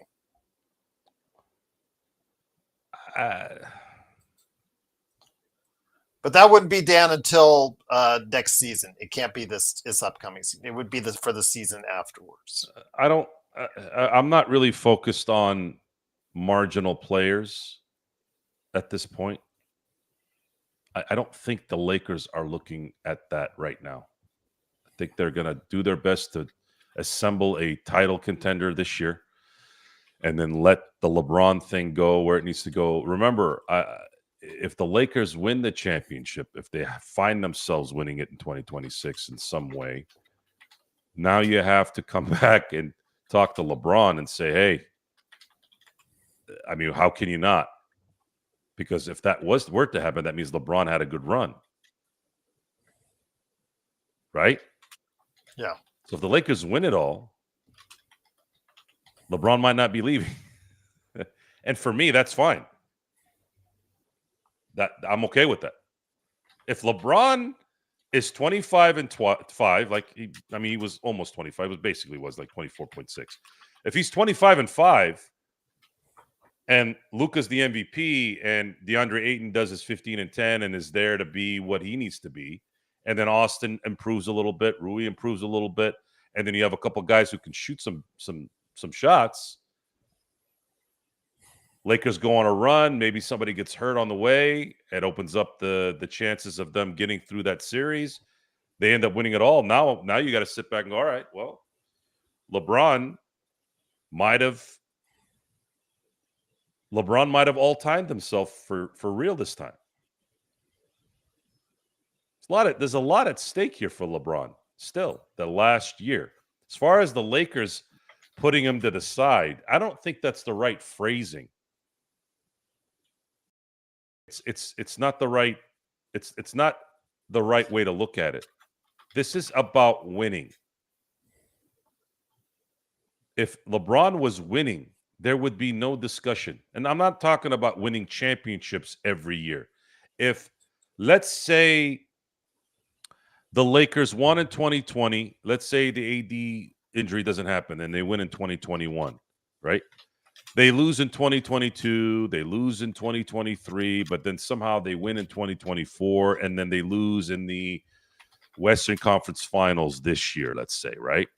There would be none of this talk right now. We would still be talking about, man, what are they going to do with LeBron after his contract runs out? And I actually think that they probably would have extended him another year. He probably would have gotten a 1+1.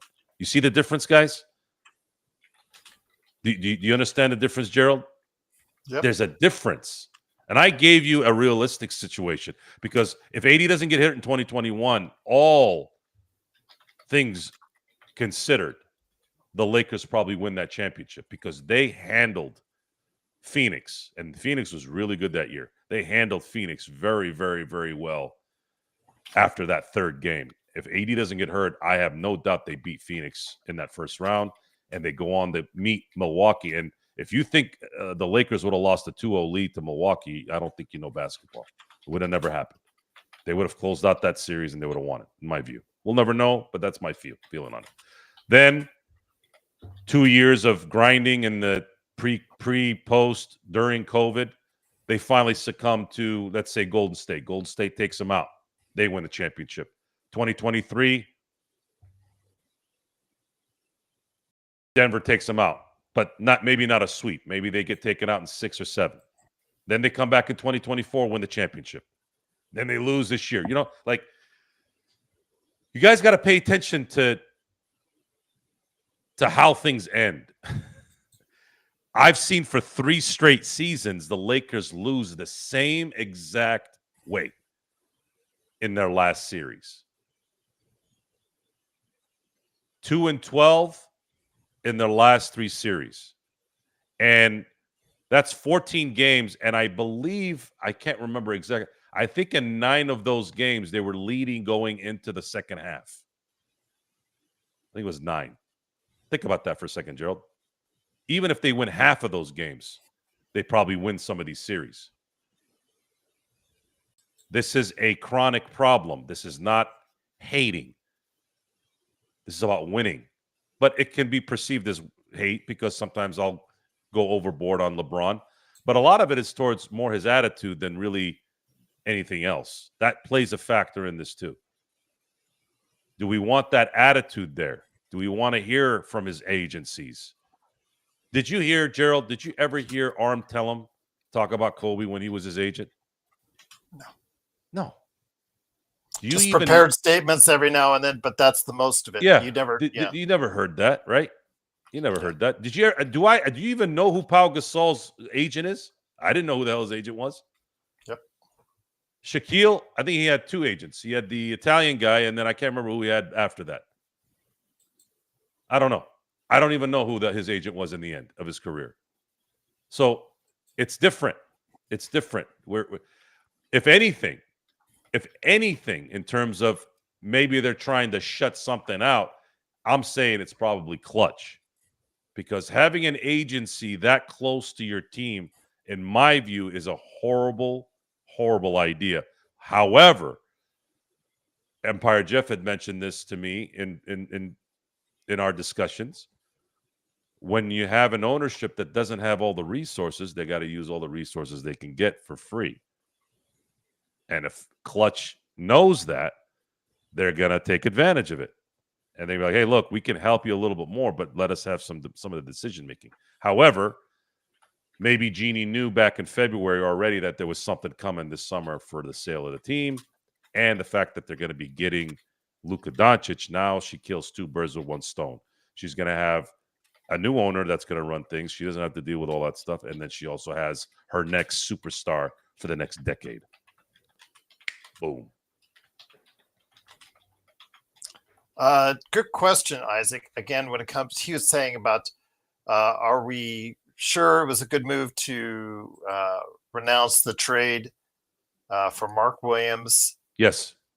I mean, you have the assets still, and again, I think it can, for me, it counts on Dalton Connect. If Dalton Connect either gets traded for a piece that can fit us now better, or if Dalton Connect becomes that piece that can become a viable rotation player for the Lakers, then I think it have worked itself out, because I see, in this case, Ayton to be a little bit better offensively than Williams. A little, but as far as the consistency, can he stay on the court? They're both around the same games per year, so we'll have to wait and see how that pans out. But again, Ayton will be motivated to perform at a high level because his bank account going forward will be counting on it, Joe. Mm-hmm. I'm telling you, if you look at the Deandre Ayton trajectory of first round draft pick, his ascension in Phoenix, and then as soon as there was a rift in whether Phoenix wanted to pay him a max, that was when everything went downhill. And he's been reeling since from a PR standpoint. So those of you who are saying that he's got an attitude, he's got this, he's got that, he's lazy, la da da da da. Okay, you're right. He did. But he took a $6 million pay cut to play for the Lakers. You might be asking what the hell I'm talking about. Well, he took $8 million instead of instead of taking the 14.1 MLE. You're on mute, G. It's based on his buyout, Joe. So, because he had his $36.5 million. So I think he only took out $9 million of that or whatnot. Mm-hmm. So that's the most he can sign for. So now what he could have done, and this was part of, again, you never know, right? I'm not an exec. I don't have insiders. I'm just going by common sense. When I saw the buyout number, it was hovering around that number. And then when you saw Laravia signed for what he signed, I said, that looks like it's merging exactly together. He could have taken 14.1 and said, I'll make that up going to Milwaukee or going whatever team that has that. But he didn't. This is all premeditated. He wanted to go to LA because he knows he goes to LA, the stage is there. He's going to be able to play with Luka, who's going to take advantage of his skill sets, versus you're not going to get that in Milwaukee. Who's the point guard there that's going to be able to feed DeAndre Ayton like Luka is? No one. Oh, and by the way, you still have LeBron James there that could feed you too, who likes to pass first as well. And you're playing next to Luka, and you're playing next to LeBron in terms of a notoriety standpoint. Oh, and by the way, they're wearing Laker uniforms, the most popular team on the planet in terms of basketball. Oh, and by the way, it's at the crib. Oh, and it might be LeBron's last year. Look, you're getting all what you need. So he bought out. He negotiated the buyout, fully understanding that I'm not going to lose a dime, and I'm going to have the advantage of playing at a better place so that I can get my dollars up in the most public way possible. I mean, I guess he could have went to New York, but I don't think they would have wanted him. I don't think that place would have worked for him. Not with that team, because that team's a little more, Jay Wright type mentality, which again, it's just puzzling to me that Mike Brown was replaced. I can't believe that. Although Mike Brown, although Mike Brown, all the coaches, right? But although Mike Brown does have a habit of doing very, very well his first year of his coaching stints, he always has a good first year. So maybe they're saying, look, let's just get these guys a title, which is going to be much harder now because now you have to deal with Houston. Now you have to deal with Oklahoma City. Obviously, you still have to. Now you're going to possibly deal with Denver. This was the year where the Knicks needed to go take advantage of that. But Cleveland even got better in the Eastern Conference for them. Yeah, Atlanta, Orlando, they've all are going in now, all in now. So we'll see. Roy, I did want to mention. I think I put it in the chat there. Dame should be in no hurry to sign Damian Lillard. I mean, he's getting $22.5 million per year, regardless. Let's get healthy first. Get healthy first before you work on what team you're going to be on next if you're Damian Lillard. I think the team that Dame needs to go to that makes the most sense is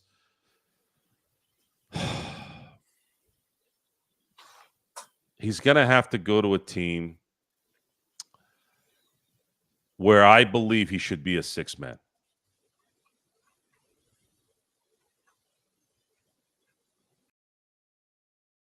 Will his ego allow him to do that? That's the question. If he says, I'm going to be the sixth man on a title contender, he would be huge there. Because you don't have to rely on him being the backcourt on a team that maybe doesn't have a strong point guard-ish type player that also might not be a good defender, because Damian's not a good defender. You can't. It's very hard, especially in today's NBA, to have two backcourt guys that can't defend. One has to defend in some way, and Dame didn't defend when he was healthy, when he was younger. Now he's gotten older. Now he also has a busted tire that usually doesn't bode well for longevity after you bust it. And he's not going to be like a Kevin Durant, because Kevin Durant can stand still anywhere on the court and make shots. That's why he's been able to get through it. Dame needs to use his athleticism to create separation to do what he does. If he can't do that, then he's useless. So that's why now he needs to take – and yeah, you're right. You guys are right. Is it SYKENT? That's actually the place I thought of. He might not even be ready this season, Joe. No, not at all. No, and that's the point. Is Houston is building something right now, and they're not going to obviously have Durant for the next 6 years. They're really only needing him for really another 2 or 3 years. Maybe they can squeak out a title, right? But if you get somebody like Dame off the bench, now you have that veteran guy that can just relieve so much stress for the young guys that are coming up, the guys that are getting better. That's that. Look at it this way, G. Look at it this way. When you look at the Lakers in the 80s, who were the players that kind of fit in to spots during that run? You had guys like Mitch Kupchak that they got out of Washington. You had guys like Jamal Wilkes. Jamal Wilkes was a great player, but as a Laker, he was more of a complimentary player. Then you had guys like Bob McAdoo, another former MVP, who was like the perfect player, like putting Dame with Houston off the bench, where he knew that. He goes, look, I've won the MVPs, I've won the scoring titles, I'm going to be going to Hall of Fame, but I want to win championships. And he helped them win in 82, especially in 82. And then he was a part of the team in 85 as well. So, Michael Thompson later on in 88, 87, and 88, right? These players have a purpose. And Dame Lillard has to come back down and understand that if he wants to win, you're going to want to go to a team that is on the come up, and you can come off the bench and be that guy that can bust up a bunch of bench guys in the second and fourth quarters throughout most of the year, and then be used when you really, really need him to hit clutch shots towards the end of the year when you're still fresh. Boom. It's so funny because somebody came on. Lito was saying, "Oh, Joe, just be yapping." It's like he's been doing it for years, guys, and he eats trolls for breakfast. But before we headed out, Lito? Somebody new just stopped on by. He made a comment. Sounds like he knows who I am. Young Lito, I think it was. Young Lito. But thank you, Young Lito, for stopping by. Truly appreciate it. Like and subscribe. Intel Wild, thank you again for the super chat. So what do you want me to what do you want me to do on a show where we're supposed to talk about sports? You're supposed to sit here with my dick in my hand and mute? What am I supposed to do, Young Lito? Okay. Tell me what I'm supposed to do. Go ahead. Tell me what I'm supposed to do. You want me to do jumping jacks for you? All right. But let me go ahead and get through this before you get that answer. Intel Wild, who says Portland never trades with us? They just gave us a huge upgrade. And remember, guys, Cleveland is in the second tax apron, I believe. So they can only move one player for whatever salary that you want to get back. So you're talking about a LeBron trade or Jared Allen trade for anywhere. Unless they're out of the second tax apron, they cannot move multiple players, or aggregating other players is going to be next to impossible for them unless they get somehow under that second tax apron. Go ahead, Joe. JSJ, don't get on Joe's bad side. You're one of our best, my friend. Yeah, it is gross. That's how you hit the point across. Sometimes you got to slap people virtually as much as you can. Yeah, Joe, believe me, if you are new here, thank you. Please stay with us. Where did he go? There All of a sudden he went away. People just cropped us. Everyone cropped us and leaves. What's going on? No, it's in there. He says you're Leon Lido. You're just saying anything. Oh, there he is. Okay, because I terrible takes. You're just saying anything. Terrible takes. Here we go. Okay. Sorry, what was your question, G? Div X-Ray said he wanted Ayton. He got Ayton, and like you said, in Pelinka we trust. I don't trust Pelinka. Sorry, Div. Yes, this was. We didn't expect a buyout. I did not. I saw that came out of nowhere. The acquisition of Deandre was something we had discussed earlier because I thought that was the only one of the few possibilities that you could trade for him and not be saddled with a long contract and still young and kind of serve the purpose for the short term. And again, I'm hoping Rob Pelinka will finally find some consistency in his transactions and his team building, but I cannot trust Rob Pelinka. And anybody who says in Rob we trust has to ignore the Westbrook trade, has to ignore THT over Caruso, has to ignore the JHS drafting, has to ignore so many things that have not gone well, but the things that have gone well as well, like the Luka trade, like the trade deadline 3 seasons ago. Those things have gone well for him, and I will give him credit for that. But I can't totally put my faith and trust in Rob Pelinka, because if you asked a lot of the major analysts that are out there, if you ask me if he's a top 15 NBA GM, I don't think I could. My heart would say no. I don't. My heart would say yes. I don't think he is a top 15 NBA GM in the league. And Joe says whether you like Rob or you don't like Rob, whether you trust Rob or don't trust Rob, it won't matter once the new regime comes into place anyways, starting later this year, hopefully, if all works out.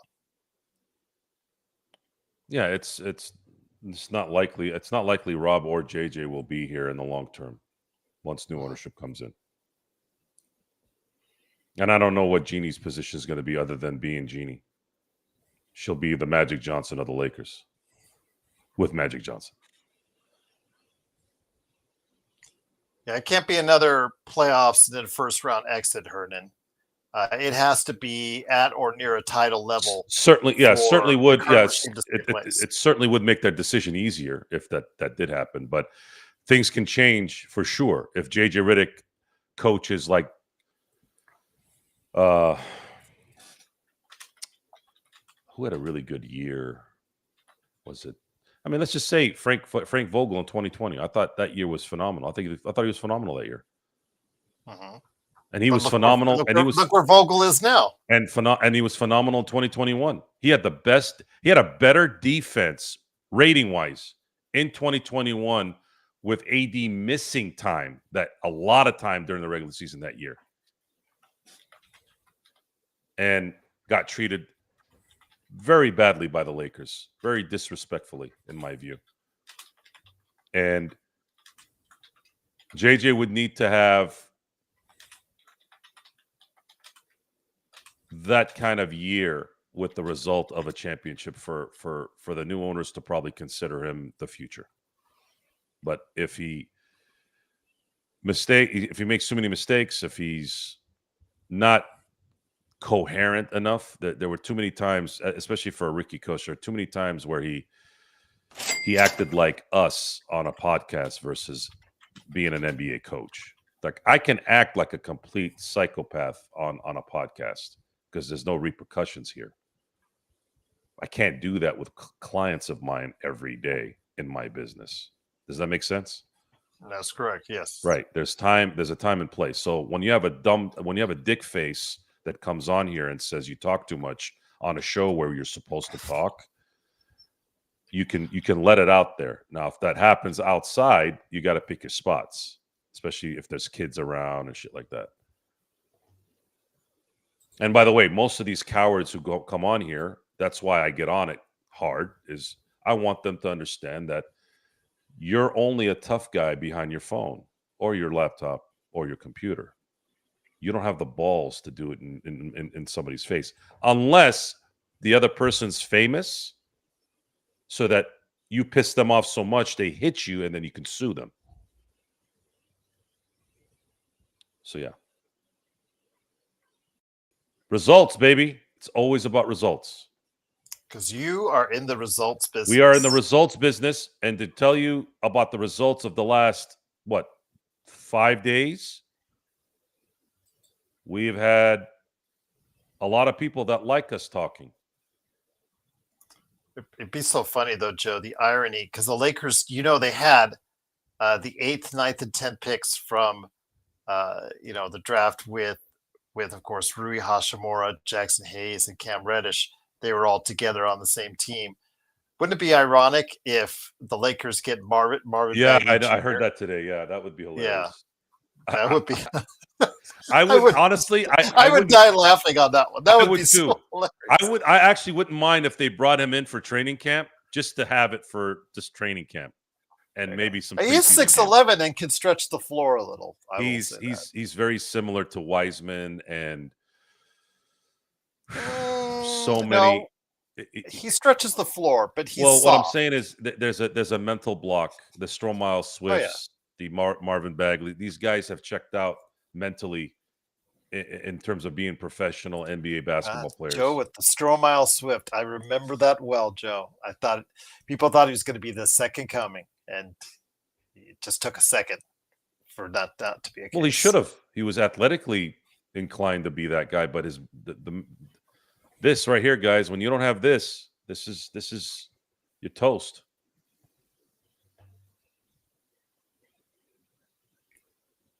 Young Lito says your feelings got hurt. I don't have feelings to get hurt. I'm just talking back. Young Lito, you have no idea what you're going to get yourself into. And again, that's the other fun part about this. The Facebook, YouTube psychologists, all of a sudden, everybody turns into Sigmund Freud on here, thinking they know who people are. Listen, you don't know who the hell I am. Okay? You don't know who I am. Don't act like you do. I don't have feelings to get hurt. Matter of fact, I get criticized for not having the feelings. Maybe empathy. It's more like empathy. But we'll see if the Lakers can still fill out the roster. I don't know if that's true, Martin. I think when I didn't follow the case as much. Sorry, G, I have to answer this. No, go. You're all mean. Yeah, I don't. When I was hearing just some of the, I have friends of mine that are lawyers, so I was getting some information from them. Dude, most of the stuff that I heard was all voluntary. Most of the stuff that was going on, he didn't make anybody do anything. These are all people sucking up to the power team. He's still a piece of shit. He's always been a piece of shit. I've hated that guy for 30 years. But, it's like all those stupid skank bitches from the Playboy Mansion. Now that Hef is gone, now they're doing documentaries and writing books about how horrible their life was when he was around. Bitch, you're the one that decided to go live with a fucking 80-year-old man and fucking 80-year-old man at 20 years old. No one told you to go do that.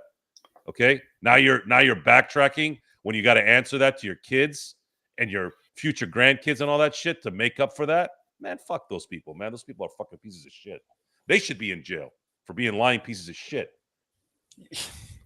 You know, Joe is actually doing pretty good for 2 hours and 38 minutes of as far as keeping it PG-13-ish.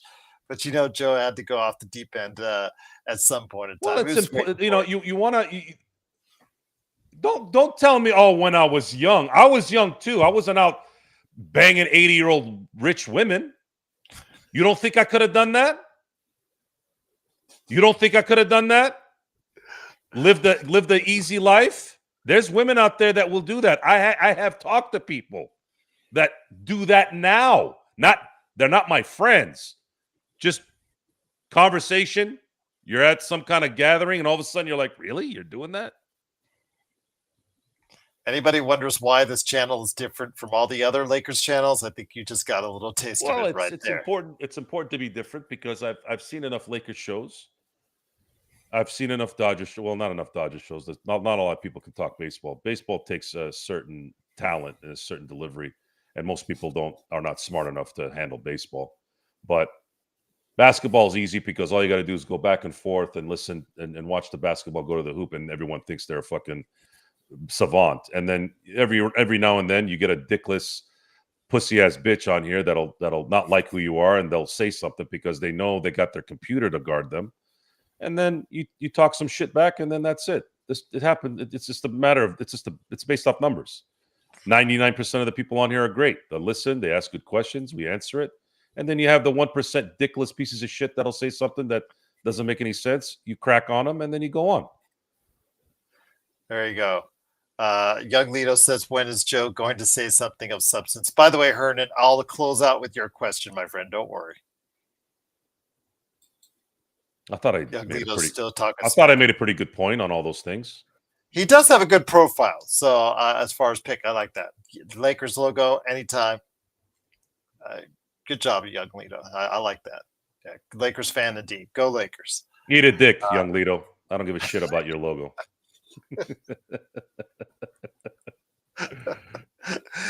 Joe's actually a nice guy. I've met him in person. He is actually a really good guy. Family man, really good family man as well. So I know what he is when he's here, and it's just like, again, don't come at him. Yeah, it just is not worth your time. It's not in your best interest. I'll just leave it at that. But before we head on out, I wanted to touch on something Hernan was asking for in regards to question for Gerald Joe. Would it be unrealistic to think that Kobe foreshadowed the greatness of Luka Doncic and Trae Young?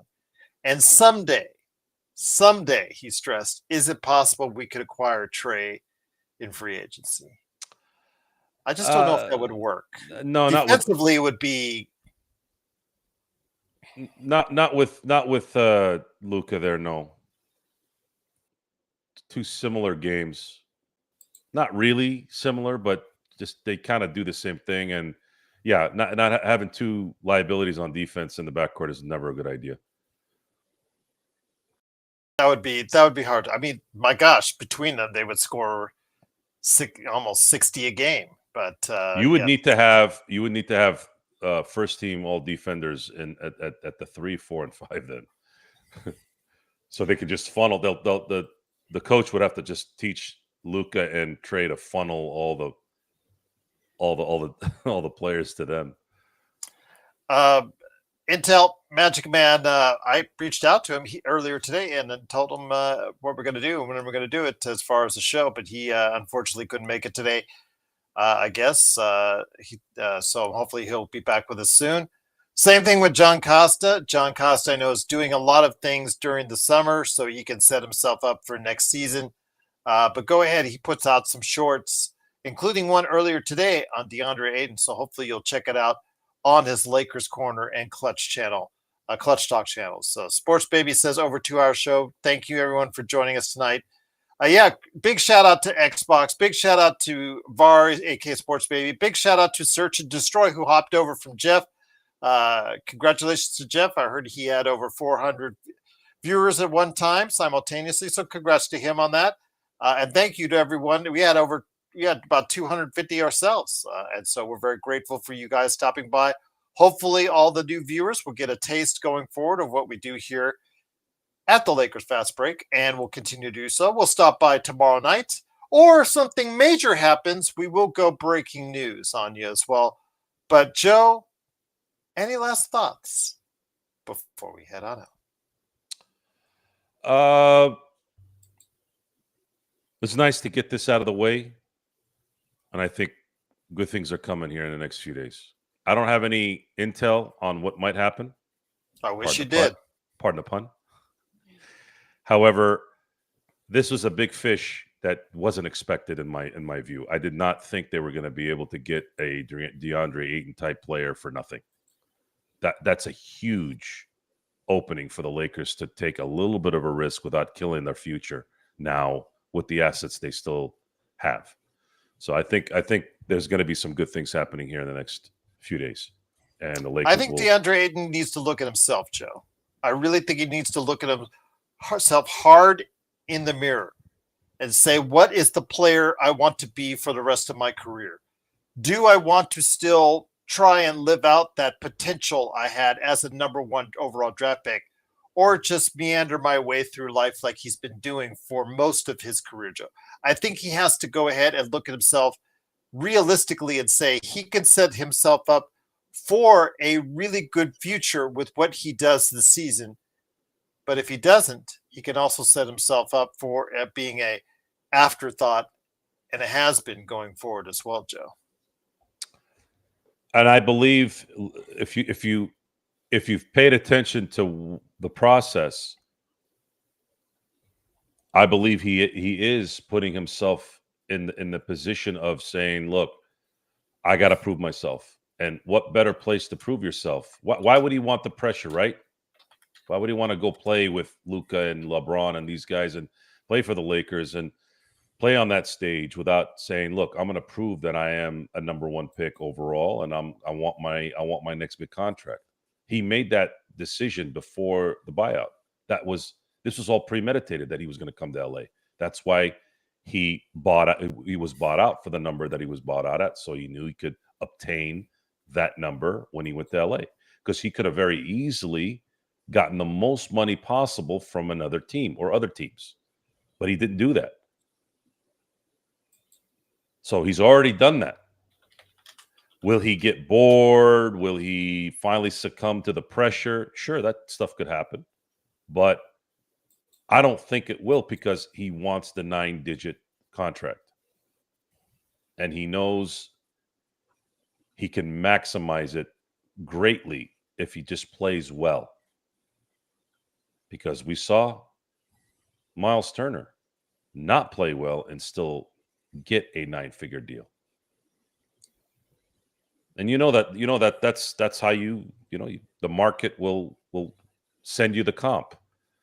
His agent, I'm sure, said, man, if Miles Turner's getting $107 million for not playing well, imagine if you played well. Imagine if you put your head down, really help the Lakers go deep in the playoffs, maybe win a championship. You're going to get $30, $35 million a year for 4 years. Hell, you might even get it with the Lakers if you play that well. It's just, what else are you going to do? Mm-hmm. Why would you not? Why would you risk playing like an asshole and not getting that? He's obviously healthy enough to do it. Doesn't have any debilitating issues. Sure, he misses a lot of games, but that tends to happen in the NBA these days. It's not about injuries sometimes. Sometimes it's just guys don't play. Actually, to answer your question, in regards, Div, to showing off the EuroLeague, I will work with Bari and Xbox to see if that becomes available. If they do, I will go ahead and coordinate with them, and we'll have at least one of us put it on the playback channel for you. I do know the Summer League games are all being televised, so yes, I probably will have access to that on playback.tv/Lakers Fast Break. I do not know yet on the EuroLeague, but please allow me some time to get back to you. I'm looking at the schedule now for playback, and it's not letting me know for sure. But if I do find out for sure, I will let you know on hopefully as early as tomorrow, and I'll hopefully get that done for you as well. So, Joe, just been great having you here. Intel, you've been so gracious handing out the memberships and the super chats. I'm truly thankful. for your support. Truly thankful for everyone's support that provided super chats or just great conversation or just watched throughout the almost 3 hours joining us here. But Joe, great to have you here as well. Anything you wanted to touch on with the Dodgers or your channel? Are you doing anything in the future? Yeah, For Joe the plan was I didn't. Tonight was an interesting night. I was going to have a show tonight, but the Deandre Ayton news and the Dodger game today kind of kept me here. There's some good news coming out of Dodger world in that Dave Roberts said that the tests so far, they still got to do an MRI tomorrow, but the tests so far have them feeling optimistic. And if it indeed is his sprain, he'll likely be out 4 to 6 weeks, which would be a huge relief. It's too bad, though. He was on a roll. Yes. I know he still has to come back, but I'd rather have Muncy in 6 weeks than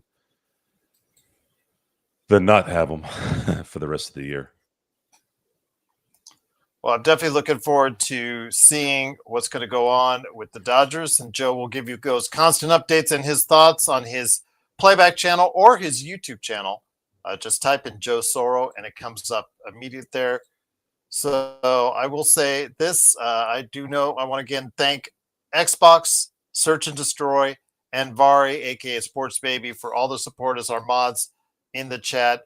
Again, over 230, I think almost 250 people in the chat. That was just absolutely just a good time. One of our best audiences ever. But it's all because of you and all because of your support. And once again, Deandre Ayton is a member of the Lakers. We'll keep giving you these updates on the Lakers as they become available, whether we need to go live or on a nightly basis. We'll do the best we can on getting you as many shows as we can give you this summer, so you guys can hopefully find a way through the summer with us and the Lakers, always right here at the Lakers Fast Break Podcast.